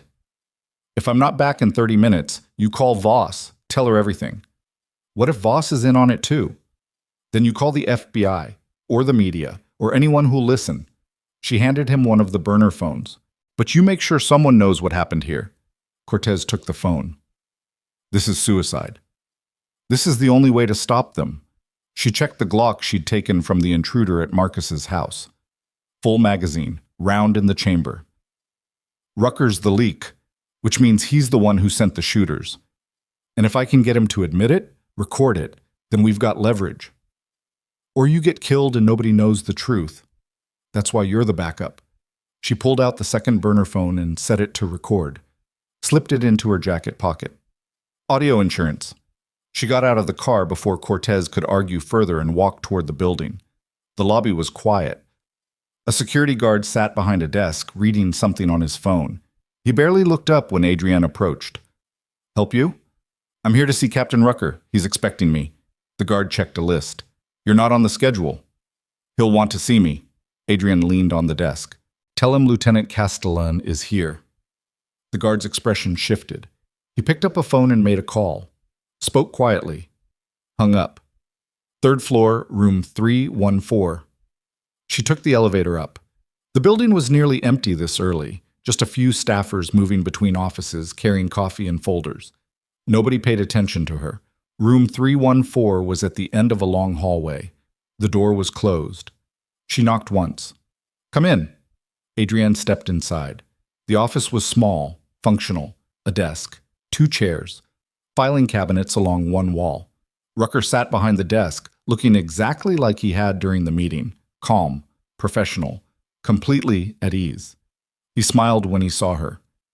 Lieutenant, I was wondering when you'd figure it out. Adrienne closed the door behind her. You sold out, Cortez. I facilitated a transaction. There's a difference. You got federal agents killed. Collateral damage. Rucker leaned back in his chair. You of all people should understand that. You left 6 operators behind in Mosul. Some of them died because you couldn't move fast enough. Adrienne's jaw tightened. That's not what happened. Isn't it? The reports say otherwise. They say you prioritize saving yourself over completing the mission. The reports are wrong. Are they? Rucker stood up and walked around the desk. Or did you just tell yourself that story so many times you started believing it? Why are you doing this? Because the system is broken. Because people like Cortez deserve what's coming to them. And because the money was good. He stopped 3 feet from her. But you already knew all that. What you really want to know is whether I'm working alone. Adrienne said nothing. Just let him talk. I'm not, Rucker continued. There are others. People in positions you wouldn't believe. People who've been running operations like this for years. And you stumbling into the middle of it doesn't change anything. Cortez is dead. You're dead. And by this time tomorrow, everything goes back to normal. You're confessing. I'm explaining reality. He smiled. Because you're not recording this. And even if you were, it wouldn't matter. I've got immunity agreements, classified clearances, protection from people who make sure problems like you disappear. Adrienne pulled the Glock from her waistband and leveled it at his chest. You're under arrest. Rucker laughed. For what? You're a civilian. You don't have authority to arrest anyone. Then I'm making a citizen's arrest. With an illegally obtained firearm and no witnesses? He shook his head. You really think that's going to work? I think you're going to walk out of this building with me, and you're going to confess everything to someone who actually has authority. Or what? You'll shoot me? Rucker stepped closer. Go ahead. Pull the trigger. See what happens. Adrienne's finger tightened on the trigger. Every instinct told her to fire, to end this right here. But something held her back. Rucker saw the hesitation. You can't do it. Because despite everything you've been through, despite the combat and the bodies and the trauma, you're still bound by rules, by morality, by the idea that there's a right way to do things. You're wrong. Am I? He reached for the weapon. Adrienne pulled the trigger. The shot was deafening in the small office. Rucker staggered backward, clutching his shoulder. Blood seeped between his fingers. He stared at her with wide eyes. You shot me. You reached for my weapon. Self-defense. Adrienne kept the Glock trained on him. Now sit down and put pressure on that wound before you bleed out. Rucker collapsed into his chair. You just signed your own death warrant. Maybe, but you're coming with me. She pulled out the burner phone and stopped the recording. And this conversation is going straight to every media outlet and federal agency I can find. The door burst open behind her. Adrienne spun, weapon raised. Colonel Voss stood in the doorway with 4 armed soldiers behind her. Lower your weapon, Lieutenant, Voss said calmly. Adrienne didn't move. He's the leak. He admitted it. I've got it recorded. I know. Voss stepped into the room. We've been monitoring this office for 3 days. We heard everything. Rucker's face went white. You can't. Captain Benjamin Rucker, you're under arrest for espionage, conspiracy to commit murder, and treason. Voss gestured to her soldiers. Get him medical attention. Then take him into custody. 2 soldiers moved forward and restrained Rucker. He didn't resist, just sat there bleeding and staring at Voss with betrayal written across his face. Voss turned to Adrienne. You can lower your weapon now. Adrienne hesitated, then slowly lowered the Glock. How long have you known? Since the second attack. We just needed proof. Voss took the burner phone from Adrienne's hand. And now we have it. Thank you, Lieutenant. Don't call me that. Old habits. Voss's expression softened slightly. You did good work. Cortez is safe. The leak is plugged, and you're still breathing. I'd call that a win. What about the others? Rucker said he wasn't working alone. We'll find them. One by one, Voss handed the phone back. But that's not your problem anymore. You've done enough. Adrienne looked at Rucker being dragged out of the office, then back at Voss. What happens now? Now you disappear. For real this time. New identity, new location, clean break from everything. Voss paused. Unless you want to come back, officially, we could use someone with your skill set. I'm done with that life. Are you? Adrienne didn't answer. She just turned and walked out of the office, past the soldiers, past the federal agents who were already swarming the building. She took the elevator down to the lobby and stepped out into morning sunlight. Cortez was waiting by the car. He looked up when he saw her. Did it work? Yeah, it worked. So it's over? Adrienne looked back at the building, saw federal vehicles pulling up, saw agents moving in formation, saw the machinery of justice finally grinding into motion. Yeah, she said quietly, it's over. But even as she said it, she knew it wasn't true. Because in a basement 3 states away, a phone rang in an office that didn't officially exist, and someone answered with a voice that could freeze blood. Rucker's been compromised. Initiate containment protocol, and find out everything you can about the woman who took him down. The phone call came 18 hours later. Adrienne was sitting in a motel room 40 miles outside Coldwater, watching Cortez sleep in the bed by the window. She'd changed the dressings on his wounds twice, pushed fluids, monitored his vitals. He was stable, healing, but still weak enough that moving him again would be dangerous. The burner phone buzzed on the nightstand. She picked it up. This is Voss. Adrienne didn't say anything, just waited. We need you back in Coldwater today. Why? Because Rucker started talking, and what he's saying changes everything. Voss paused. The leak wasn't just one person. It was a network, and it goes higher than we thought. How high? High enough that I can't discuss it over an unsecured line. Another pause. There's a federal hearing scheduled for tomorrow morning. Grand jury. They're going to question everyone involved in the Cortez case, including you. I already gave my statement. Your statement was filed before we knew about the network. Now they want you under oath, in person, with the recording you made of Rucker's confession. Adrienne looked at Cortez. What about protective custody for him? Already arranged. We'll move him to a secure federal facility as soon as you bring him in. No. That wasn't a request, Lieutenant. And I'm not a lieutenant anymore. Adrienne kept her voice level. Every time you people move him, someone finds out where he is. So until I know your network is actually dismantled, he stays with me. Voss was quiet for a long moment. You don't trust us. I don't trust anyone. Adrienne stood up and walked to the window, pulled the curtain back just enough to check the parking lot. Empty except for 3 cars and a delivery truck. But I'll come in for the hearing. Alone. And after I testify, Cortez gets relocated somewhere you don't have access to. Witness protection through a different agency. FBI, Marshals, I don't care. But not DOD. That's not how this works. That's how it works if you want my testimony. Adrienne let the curtain fall back. Otherwise, I disappear, and you can explain to the grand jury why your star witness walked away. She could hear Voss breathing on the other end. Controlled. Measured. Finally. Fine, but you show up tomorrow at 0800, Federal Courthouse downtown, and you bring that recording. I'll be there. The line went dead. Adrienne set the phone down and looked at Cortez. His eyes were open now, watching her. You're really going back. I have to. They'll use you, pin everything on Rucker and bury the rest. Maybe, but if I don't show up, they'll come looking, and I'd rather deal with them on my terms than theirs. She moved back to the chair beside his bed. You're staying here. Door locked. Don't answer for anyone except me. What if you don't come back? Then you call the number I gave you and ask for Agent Delgado. She's FBI. She's not part of the DOD network. She'll get you out. Cortez nodded slowly.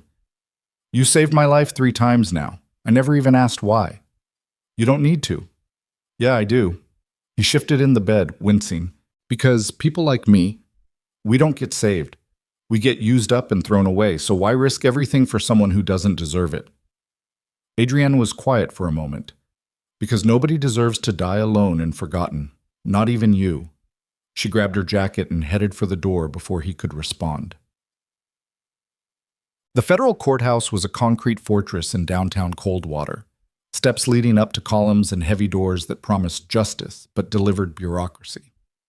Adrienne arrived at 7:52 and stood outside for 3 minutes, studying the building and the people moving in and out. Lawyers in expensive suits, federal agents with badges clipped to their belts, civilians who looked lost or scared or both. Nobody paid attention to her. She was just another face in the crowd. She climbed the steps and went inside. Security was tight, metal detectors, bag searches, uniformed officers watching everyone who entered. Adrienne handed over her ID, the civilian one, Adrienne Carter, and waited while they ran it through their system. The officer looked at his screen, looked at her. You're expected in courtroom 6, 3rd floor. She took the elevator up. The hallway outside courtroom 6 was crowded with people waiting to testify. She recognized a few faces from Summit Ridge Hospital, nurses, doctors, security staff. All of them looked nervous. None of them recognized her. A federal prosecutor intercepted her before she reached the courtroom doors. Mid-30s, sharp suit, briefcase in one hand and stress written across his face. Ms. Carter? That's me. I'm Assistant U.S. Attorney Kenneth Greer. I'll be handling your testimony this morning. He gestured toward a small conference room off the main hall. We need to prep. She followed him inside. The room was cramped. Table, chairs, no windows. Greer set his briefcase down and pulled out a legal pad covered in handwritten notes. Before we go in there, I need to understand exactly what happened, start to finish, no gaps. Adrienne gave him the abbreviated version. The first attack on Cortez, the second breach at the hospital, the chase, finding out about Rucker, the confrontation in his office. Greer wrote furiously, And you have a recording of Rucker's confession? She pulled the burner phone from her pocket and set it on the table. Full audio, unedited. He picked it up and listened to 30 seconds. His expression shifted. This is good. This is very good. He looked up at her. But there's a problem. What problem? The recording was obtained without Rucker's knowledge or consent. Depending on the judge, it might not be admissible. He confessed to espionage and murder. I understand that, but defense attorneys will argue it's fruit of the poisonous tree, that you coerced him, that the recording violates his rights. Greer set the phone down. We can try to get it in, but you need to be prepared for the possibility that it gets thrown out. And if it does, then your testimony becomes even more critical. You were there. You heard him confess. And if you can testify to that under oath, it carries weight even without the recording. Adrienne leaned back in her chair. What about the others? Rucker said he wasn't working alone. We're aware. and we're investigating. But right now, Rucker's the only one in custody, which means we need to make this case airtight before his lawyers tear it apart. Greer closed his legal pad. Are you ready? Yeah. Good. Because once you're in that room, every word you say goes on the record. And if you lie or withhold information, you'll be charged with perjury. Understood? Understood. They walked back into the hallway and through the courtroom doors. The grand jury room was smaller than Adrienne expected. 23 people sat in tiered seats, watching as she took the witness chair. The prosecutor stood to one side. A court reporter sat near the front, fingers poised over the stenography machine. No judge, no defense attorney, just Adrienne and 24 strangers who would decide whether the evidence was strong enough to indict. Greer started with basic questions. Her name, her background, her employment at Summit Ridge Hospital. She answered each one clearly and without elaboration. Then he moved to the night of the first attack. Can you describe what happened when the federal witness was brought into the ICU? Adrienne walked through it step by step. The call from Major Hess, the security lockdown, the breach, the shooters who came through the door. And what did you do when the armed men entered the room? I defended the patient. How? I used an IV pole to disarm one of them. The other was neutralized by federal agents.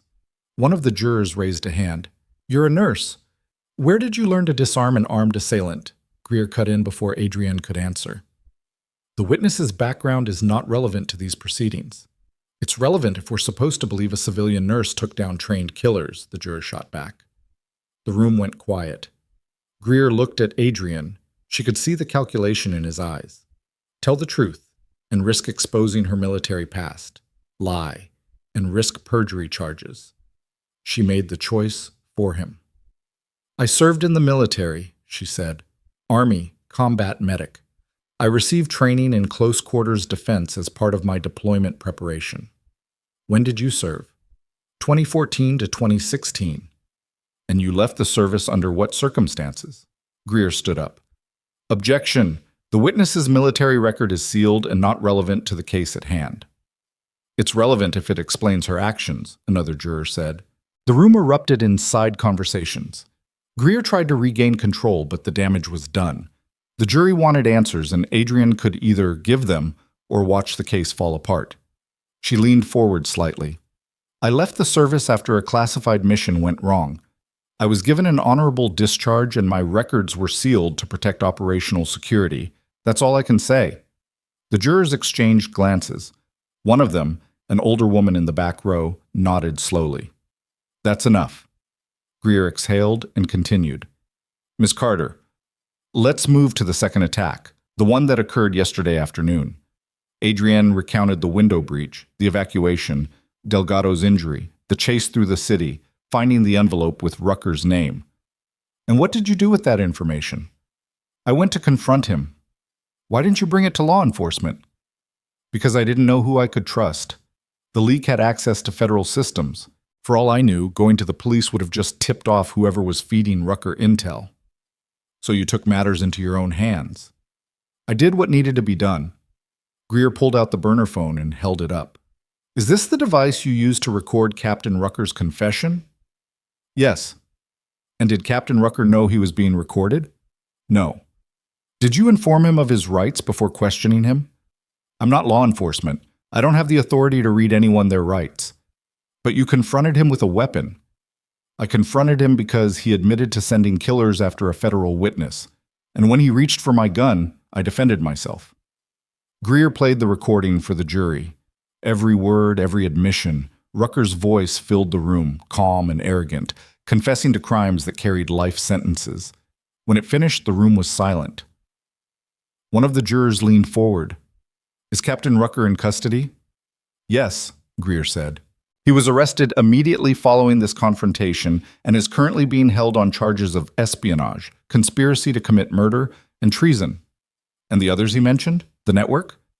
Under investigation. Greer looked at Adrienne. Which brings us to the final question. Ms. Carter, do you have any knowledge of who else might be involved in this conspiracy? No. Rucker mentioned others but didn't name them. And you didn't pursue that line of questioning? I was trying not to get killed. Names weren't my priority. A few jurors smiled. Greer nodded and closed his notebook. No further questions. The foreman of the jury stood. We'll need time to deliberate. Understood. Greer gestured for Adrienne to step down. Thank you, Ms. Carter. You're excused. She walked out of the courtroom and into the hallway. Her hands were steady, her pulse was calm.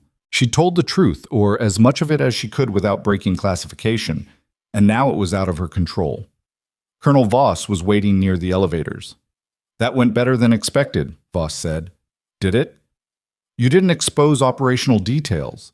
You didn't implicate anyone outside the scope of the investigation, and the jury seemed receptive. Voss paused. Rucker's lawyers are going to fight the recording, but even without it, your testimony is strong. What about the network? Voss's expression darkened. We've identified 3 additional targets, all DOD, all with access to classified intel on witness protection protocols. We're moving to arrest them within the next 48 hours. And after that? After that, the case goes to trial. Cortez testifies. Rucker and his co-conspirators go to prison, and you get to disappear. Voss handed her a manila envelope. New identity, clean background, relocation package. Everything you need to start over. Adrienne took the envelope but didn't open it. What about Summit Ridge? What about it? Victor Landry, the hospital administrator who tried to bury me. What happens to him? Voss smiled slightly. Funny you should ask. The federal investigation into the hospital's safety violations just expanded. Turns out Landry's been covering up malpractice claims and overbilling Medicare for years. FBI's building a case. Good. I thought you'd appreciate that. Voss pressed the elevator call button. You did good work, Lieutenant. Better than most people would have in your position. Stop calling me that. Old habits die hard. The elevator arrived and Voss stepped inside. Take care of yourself, Adrienne Carter, and try to stay out of trouble. The doors closed. Adrienne stood alone in the hallway and looked at the envelope in her hands. Inside was a future, a clean slate, a chance to walk away from all of this and never look back. She shoved it in her jacket pocket and headed for the exit. The news broke that afternoon. Adrienne was back at the motel, watching cable news with the volume low, when the breaking news banner scrolled across the screen. Federal corruption scandal rocks. Wyoming hospital. Administrator arrested. The camera cut to footage of Victor Landry being led out of Summit Ridge in handcuffs. His face was pale. His expensive suit looked rumpled. Federal agents walked on either side of him while reporters shouted questions he didn't answer. The anchor's voice narrated over the video. Victor Landry, Director of Operations at Summit Ridge Medical Center, has been arrested on charges of fraud, embezzlement, and obstruction of justice. Federal investigators say Landry systematically covered up safety violations and falsified records to protect the hospital from liability, resulting in multiple patient deaths over a 4-year period. Adrienne turned up the volume. The investigation began after a series of violent incidents at the hospital earlier this week, including an attack on a federal witness being treated in the ICU. Sources close to the case say a hospital nurse played a key role in both protecting the witness and exposing the corruption. The screen cut to a press conference, FBI agents standing behind a podium. One of them stepped forward, Agent Delgado, her leg in a cast, and her face still showing the strain of the injury. This investigation uncovered a pattern of negligence and deliberate misconduct at Summit Ridge Medical Center, Delgado said. Victor Landry prioritized profit over patient safety, and when staff members attempted to report violations, he silenced them through intimidation and wrongful termination. We're committed to holding him and anyone else involved fully accountable. A reporter shouted a question. Can you confirm reports that a former military combat medic working as a civilian nurse was responsible for stopping the attack? Delgado's expression didn't change. I can confirm that a hospital staff member acted with extraordinary courage under fire. Beyond that, I can't comment on ongoing investigations. The camera cut back to the studio anchor. Summit Ridge's board of directors has announced the immediate suspension of all senior administrators pending a full review. The hospital remains open, but federal oversight has been implemented to ensure patient safety.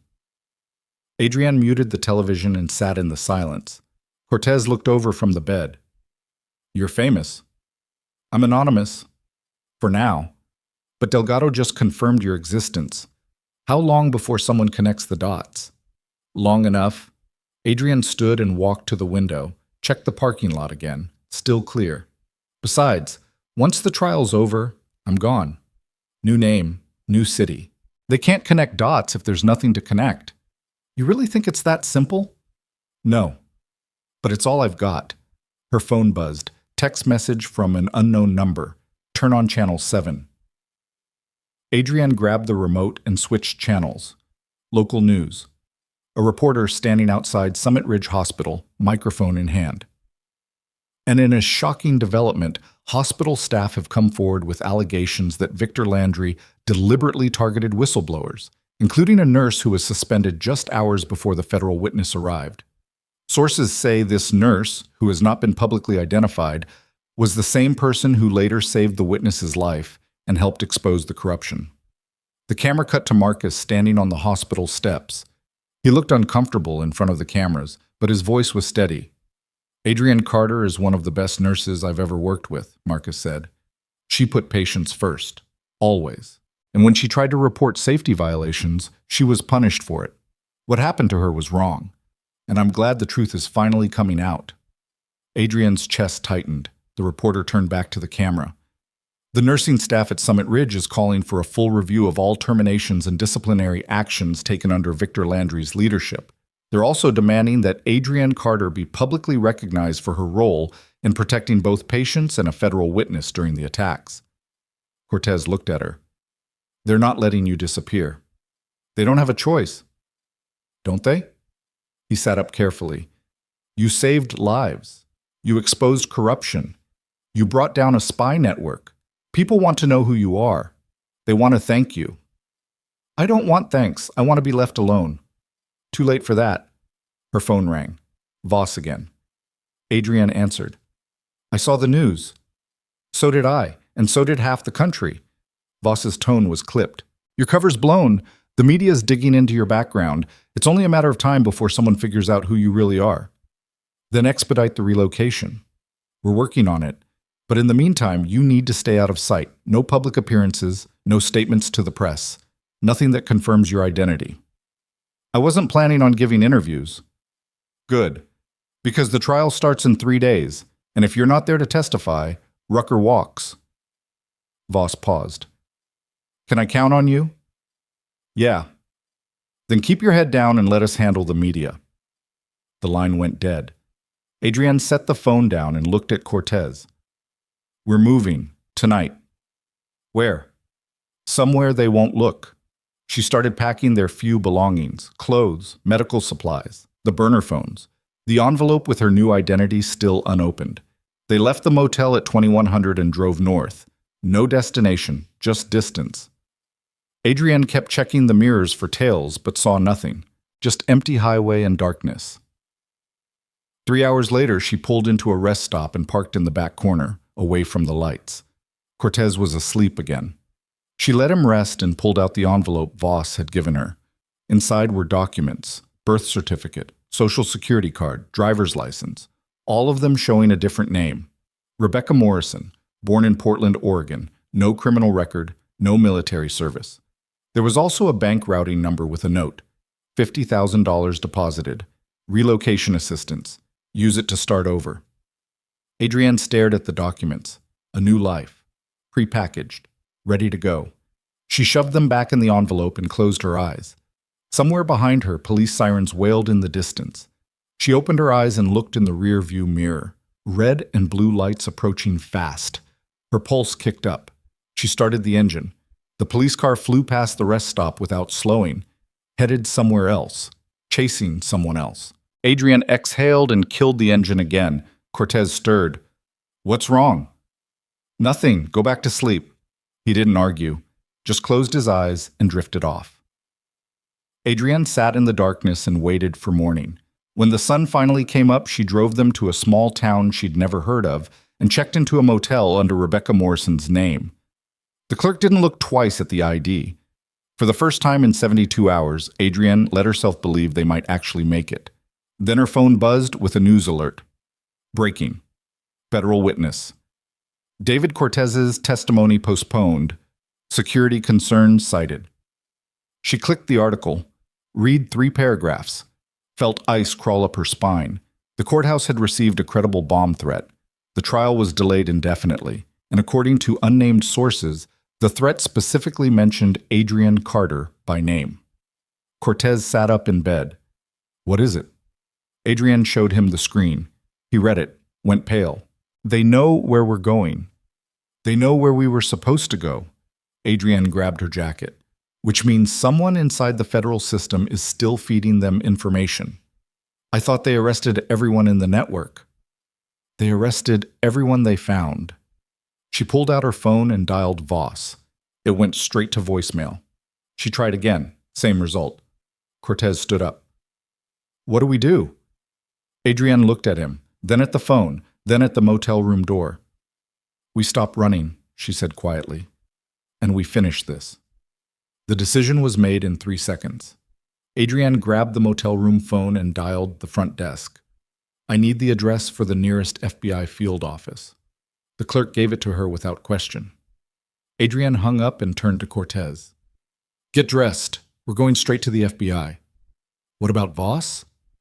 Voss isn't answering, which means she's either compromised or dead. Either way, we're done trusting DOD. Adrienne pulled on her jacket and checked the Glock, still loaded. The FBI wanted you from the beginning. Delgado's been clean this whole time. We go to her. Cortez stood slowly, favoring his injured side. And if they don't believe us, then we make them believe. She handed him the burner phone with Rucker's recorded confession. The recording proves there's a network, and the bomb threat proves it's still active. They'll listen. They were on the road 10 minutes later. The FBI field office was in a strip mall 40 miles south, wedged between a tax preparation service and a dry cleaner. Unassuming. Forgettable. Exactly the kind of place that didn't draw attention. Adrienne parked out front and walked in with Cortez leaning on her shoulder. The reception area was small, bulletproof glass. A single agent behind the desk, mid-20s, looking bored until he saw the blood on Cortez's shirt. We need to speak with Agent Risa Delgado, Adrienne said. Right now. The agent reached for his phone. Is this an emergency? It's life or death. He made the call, spoke quietly, hung up. She'll be down in 2 minutes. Have a seat. Adrienne didn't sit, just stood by the door watching the parking lot through the glass. No suspicious vehicles, no movement, but that didn't mean anything. The network had found them twice before. They'd find them again if given enough time. Delgado appeared through a secure door, moving on crutches with her legs still in a cast. Her eyes went wide when she saw them. Carter, what the hell are you doing here? Staying alive, Adrienne gestured to Cortez. The trial got postponed because of a bomb threat. Someone inside the federal system is still feeding intel to the people hunting us.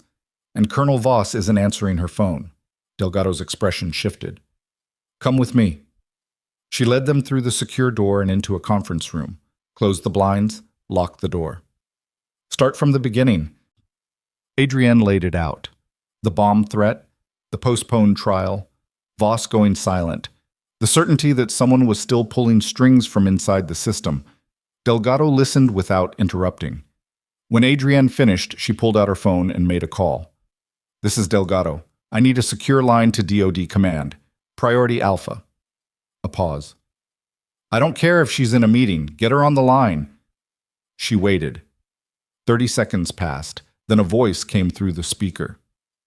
This is Colonel Voss. Delgado's jaw tightened. Colonel, this is Agent Delgado with the FBI. I have Adrienne Carter and David Cortez in protective custody. They claim you've been unreachable. I've been in a SCIF for the past 6 hours. No phone access. Voss's voice was clipped. Why are they with you? Because someone threatened to bomb the courthouse and mentioned Carter by name, and because they don't trust your network anymore. Silence on the other end. Then, put Carter on. Delgado slid the phone across the table. Adrienne picked it up. Voss. Lieutenant, I heard about the threat. We're taking it seriously. Who made it? Unknown. It came through an encrypted channel. We're tracing it, but whoever sent it knows how to cover their tracks. Voss paused. Where are you right now? Somewhere safe. That's not good enough. I need your location so we can coordinate protection. No. Adrienne's voice stayed level. Every time I give you my location, someone tries to kill us. So until you can guarantee the network is actually dismantled, I'm staying with the FBI. Carter? I'm done taking orders from people who can't keep me alive, Colonel. The trial happens when it happens. Until then, Cortez stays in FBI custody and I stay off the grid. She hung up before Voss could respond. Delgado raised an eyebrow. You just told a full-bird colonel to back off. She'll get over it. Adrienne looked at Cortez. You're officially in FBI protective custody. They'll move you to a secure facility, medical care, armed guards, everything you need. Cortez shook his head. What about you? I'll be fine. That's not what I asked. Adrienne stood up. I'm going back to Coldwater. There's something I need to finish. Delgado leaned forward. The trial's postponed. What else is there? Victor Landry. Landry's in federal custody. He's going to prison. For fraud and embezzlement, not for what he did to me. Adrienne pulled out her phone and scrolled through old text messages. Found the one from Marcus with the Colorado contact. He suspended me for doing my job. He tried to bury me because I wouldn't stay quiet. And before this is over, I'm going to make sure everyone knows exactly what kind of person runs that hospital. Delgado studied her face. What are you planning? I'm planning to tell the truth, publicly, on the record. Adrienne pocketed her phone. Summit Ridge's board is reviewing all of Landry's personnel decisions, which means they're going to look at my case. And when they do, I want to be there to explain exactly what happened. That puts a target on your back. The target's already there. At least this way I control the narrative. Delgado didn't argue. Just reached into her pocket and pulled out a business card. Wrote a number on the back. That's my direct line. You need anything, backup, protection, a lawyer, you call me. Adrienne took the card. Thank you. Don't thank me yet. Just stay alive long enough to testify when the trial gets rescheduled. I will. She left Cortez in FBI custody and walked out into the afternoon sun. The drive back to Coldwater took 3 hours. She didn't stop, didn't eat, just drove with the radio off and her mind working through every possible angle. By the time she reached the city limits, she knew exactly what she was going to do. The board meeting was scheduled for 1800 hours. Adrienne found out from Marcus, who texted her the information along with a warning. They're trying to keep this quiet. Press isn't invited. Staff isn't invited. Just board members and lawyers. Adrienne showed up at 1745 anyway. Summit Ridge's administrative building sat separate from the main hospital. All glass and steel, corporate, sterile. She walked through the front entrance and straight past the security desk. Ma'am, you can't. I'm here for the board meeting. The guard stood up. That's a closed session. You need authorization. Adrienne kept walking. The guard followed her, talking into his radio. She made it to the third-floor conference room before 2 more security officers blocked her path. Ms. Carter, you need to leave. I'm a former employee with relevant testimony about ongoing federal investigations. The board's reviewing personnel decisions made under Victor Landry's leadership. That includes my case. She looked at the closed conference room door. So either you let me in, or I call every news outlet in the state and tell them Summit Ridge is trying to hide evidence. The guards exchanged glances. One of them knocked on the door. A moment later, it opened. A woman in an expensive suit stood in the doorway, mid-50s, sharp eyes, board chairwoman, if Adrienne had to guess. Who are you? Adrienne Carter. I was suspended by Victor Landry 2 days before federal agents were killed in this hospital.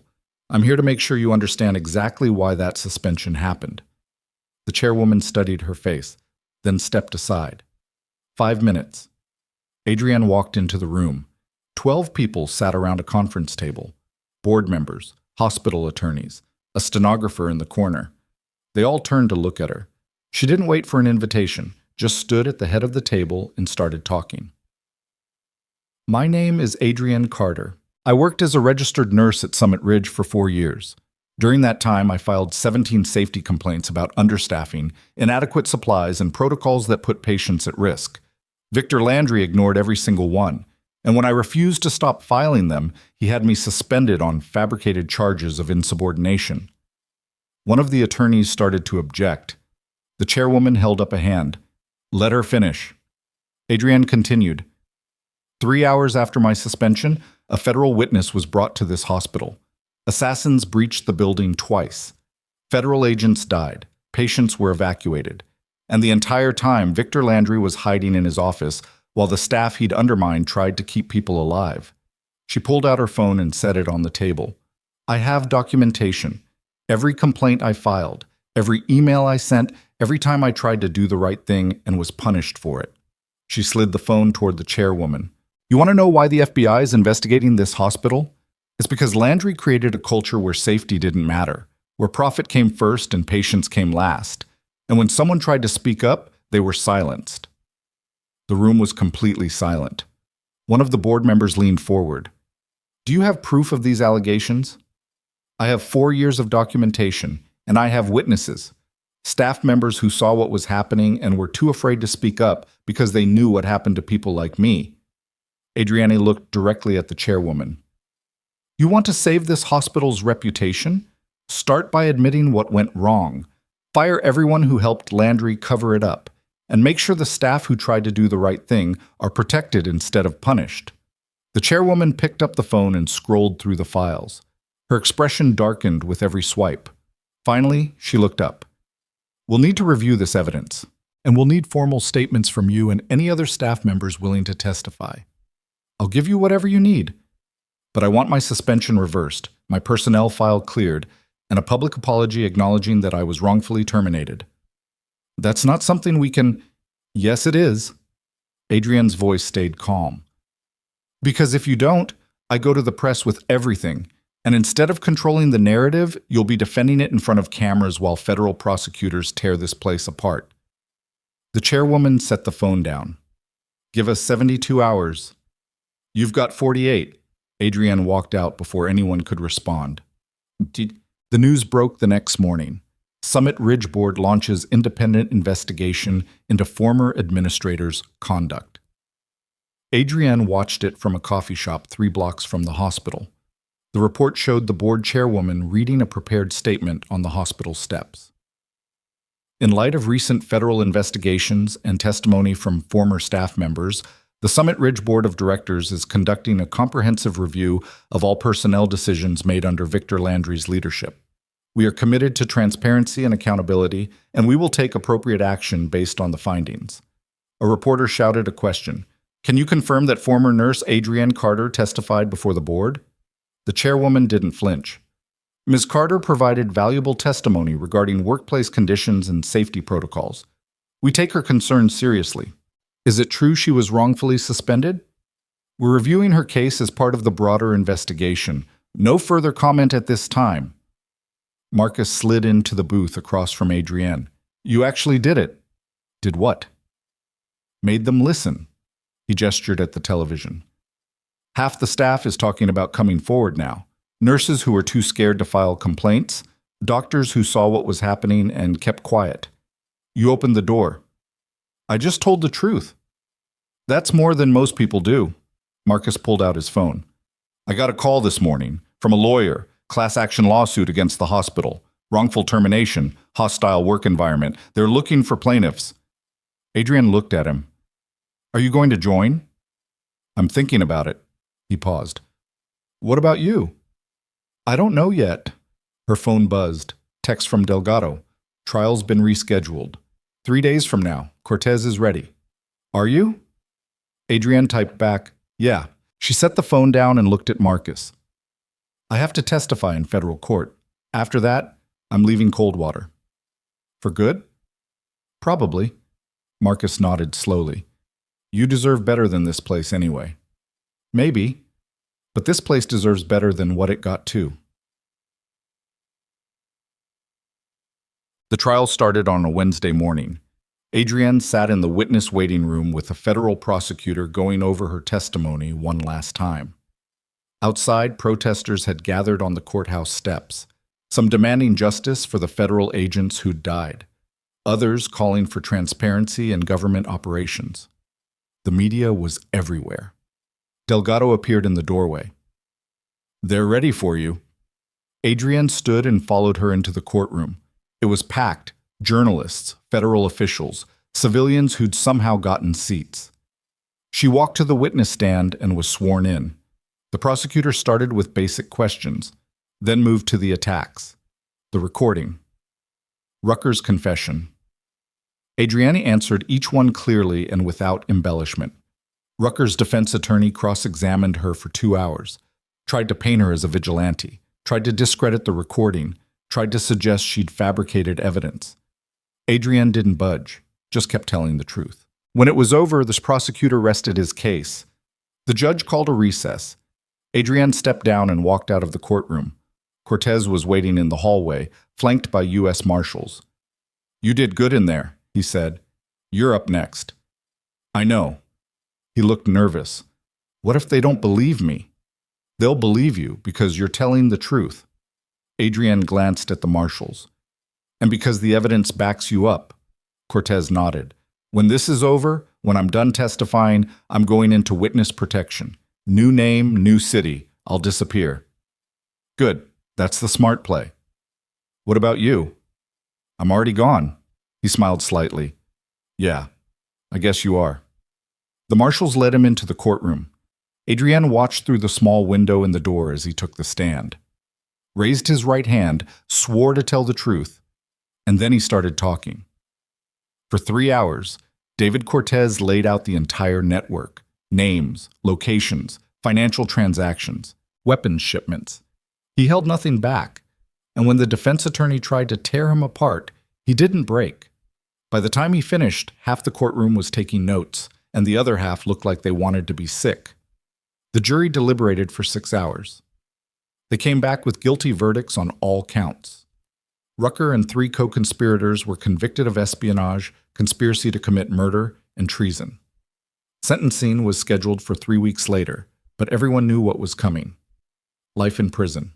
No parole. Adrienne watched the verdict from the back of the courtroom, felt something settle in her chest. Not satisfaction exactly, just closure. She walked out before the media could find her. The call from Summit Ridge came 2 days later. Adrienne was packing her apartment, boxing up the few things worth keeping and throwing out the rest, when her phone rang. Unknown number. She almost didn't answer, but something made her pick up. "Ms. Carter, this is Eleanor Briggs, chairwoman of the Summit Ridge Board of Directors." Adrienne stopped packing.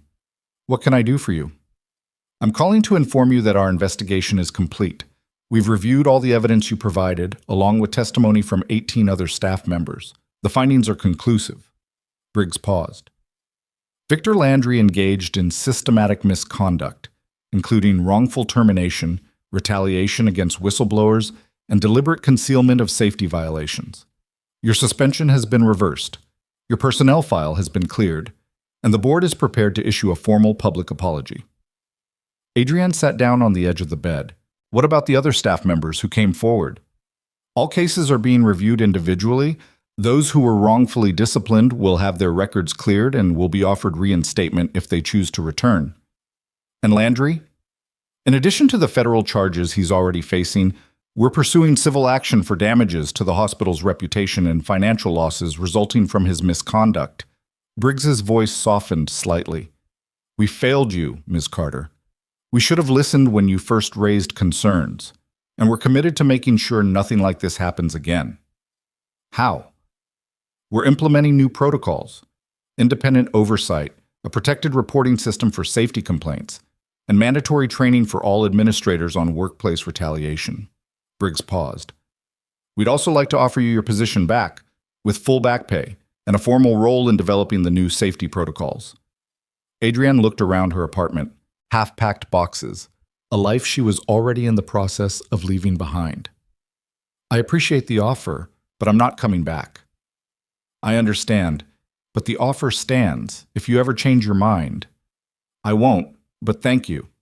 She hung up and sat in the silence for a long moment. Her phone buzzed again. Text from Marcus. "Did you see the news? They're putting up a memorial in the ER for the agents who died, and they're adding a plaque recognizing staff who acted with courage during the attacks. Your name's on it." Adrienne stared at the message, typed back, "I don't need recognition." Marcus responded immediately, "Maybe not, but you deserve it anyway." She didn't reply, just set the phone down and went back to packing. 1 week later, Adrienne stood in the parking lot of Summit Ridge Medical Center for the last time. She wasn't there for the memorial dedication, wasn't there for the press conference where the board announced sweeping reforms. She was there because Marcus had asked her to come say goodbye. He met her near the employee entrance, away from the cameras and crowds. "You really leaving?" "Yeah." "Where are you going?" "Somewhere quiet, somewhere nobody knows my name." She looked at the hospital. "You should consider it too. Fresh start." Marcus shook his head. "I've been here too long. This place is in my blood now, good and bad." He pulled an envelope from his jacket. "But I wanted to give you this before you disappeared." Adrienne opened it. Inside was a check, made out to her, signed by the hospital board. An amount that made her pause. "What is this?" "Settlement. For wrongful termination. The board's paying out everyone who was disciplined under Landry. Yours is the biggest because you were the one who exposed everything." Marcus smiled. "Turns out being right pays better than staying quiet." Adrienne folded the check and put it in her pocket. "Thank you." "Don't thank me. You earned it." He pulled her into a hug. "Stay safe out there, Audrey." "You too." She walked to her car and drove away without looking back. 3 weeks later, Adrienne Carter ceased to exist. Rebecca Morrison moved into a small apartment in Portland, Oregon, got a job at a community clinic that served homeless populations and low-income families. The work was hard. The pay was terrible. But nobody asked about her past, and nobody expected her to be anything other than what she was. A nurse who showed up, did the work, kept people alive. She didn't follow the news coverage of Rucker's sentencing, didn't watch when Landry was convicted and sent to federal prison, didn't read the articles about Summit Ridge's reforms or the lawsuits filed by former employees. She just worked, lived, breathed, and slowly the nightmares stopped. 6 months after leaving Coldwater, Rebecca Morrison was working a night shift at the clinic when a young woman came in with a knife wound, scared, bleeding, running from someone who'd hurt her. Rebecca stabilized her, called the police, stayed with her until help arrived. Afterward, the woman grabbed Rebecca's hand. "Thank you, for not asking questions, for just helping." Rebecca squeezed back. "It's what we do." The woman left with a crisis counselor. Rebecca cleaned the exam room and moved on to the next patient. At the end of her shift, she walked out into the early morning light and felt something she hadn't felt in years. Peace. Not the absence of conflict, not the luxury of safety, just the quiet certainty that she was exactly where she was supposed to be, doing exactly what she was meant to do. She pulled out her phone and scrolled through old messages. Found one from Delgado, sent 2 months earlier. Cortez finished his testimony. He's in witness protection now, safe, because of you. Rebecca had never responded, but now she typed, "Good. He deserves a second chance." Delgado replied immediately, "So do you." Rebecca smiled and put the phone away. She walked to her car and drove home through streets that were just waking up. When she got to her apartment, she made coffee and sat by the window, watching the city come to life. Somewhere in Wyoming, a hospital ran with new protocols and reformed leadership. Former staff members who'd been silenced were speaking up. Patients were getting better care. And a memorial plaque in the emergency wing carried the names of people who'd refused to look away when it mattered most. Somewhere in federal prison, Victor Landry and Benjamin Rucker were learning what it meant to be held accountable. And somewhere in the vast machinery of witness protection, David Cortez was living under a new name, building a new life, carrying the weight of his testimony and the knowledge that he'd done the right thing. Rebecca Morrison didn't need to know the details, didn't need updates or recognition or proof that her choices had mattered. She'd learned something in those brutal days in Coldwater, something that trauma and violence and betrayal had carved into her bones. The world didn't reward quiet strength, didn't celebrate people who did the right thing when nobody was watching, didn't hand out medals for keeping your head down and doing the work. But those people existed anyway, in hospitals and clinics and emergency rooms, in places where the lights were too bright and the hours were too long and the pay was never enough. They existed because someone had to, because patients needed advocates, because the vulnerable needed protection, because silence in the face of injustice was just another form of harm. Rebecca had been silenced once, dismissed, humiliated, thrown out like garbage because she wouldn't play along, and she'd fought back.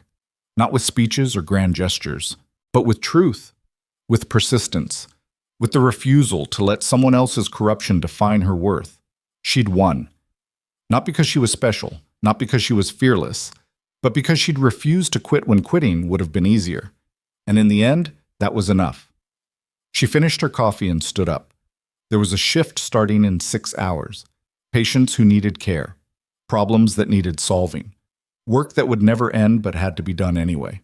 Rebecca Morrison pulled on her jacket, grabbed her keys, and walked out into the morning. The woman they'd tried to silence had found her voice, and she wasn't done using it.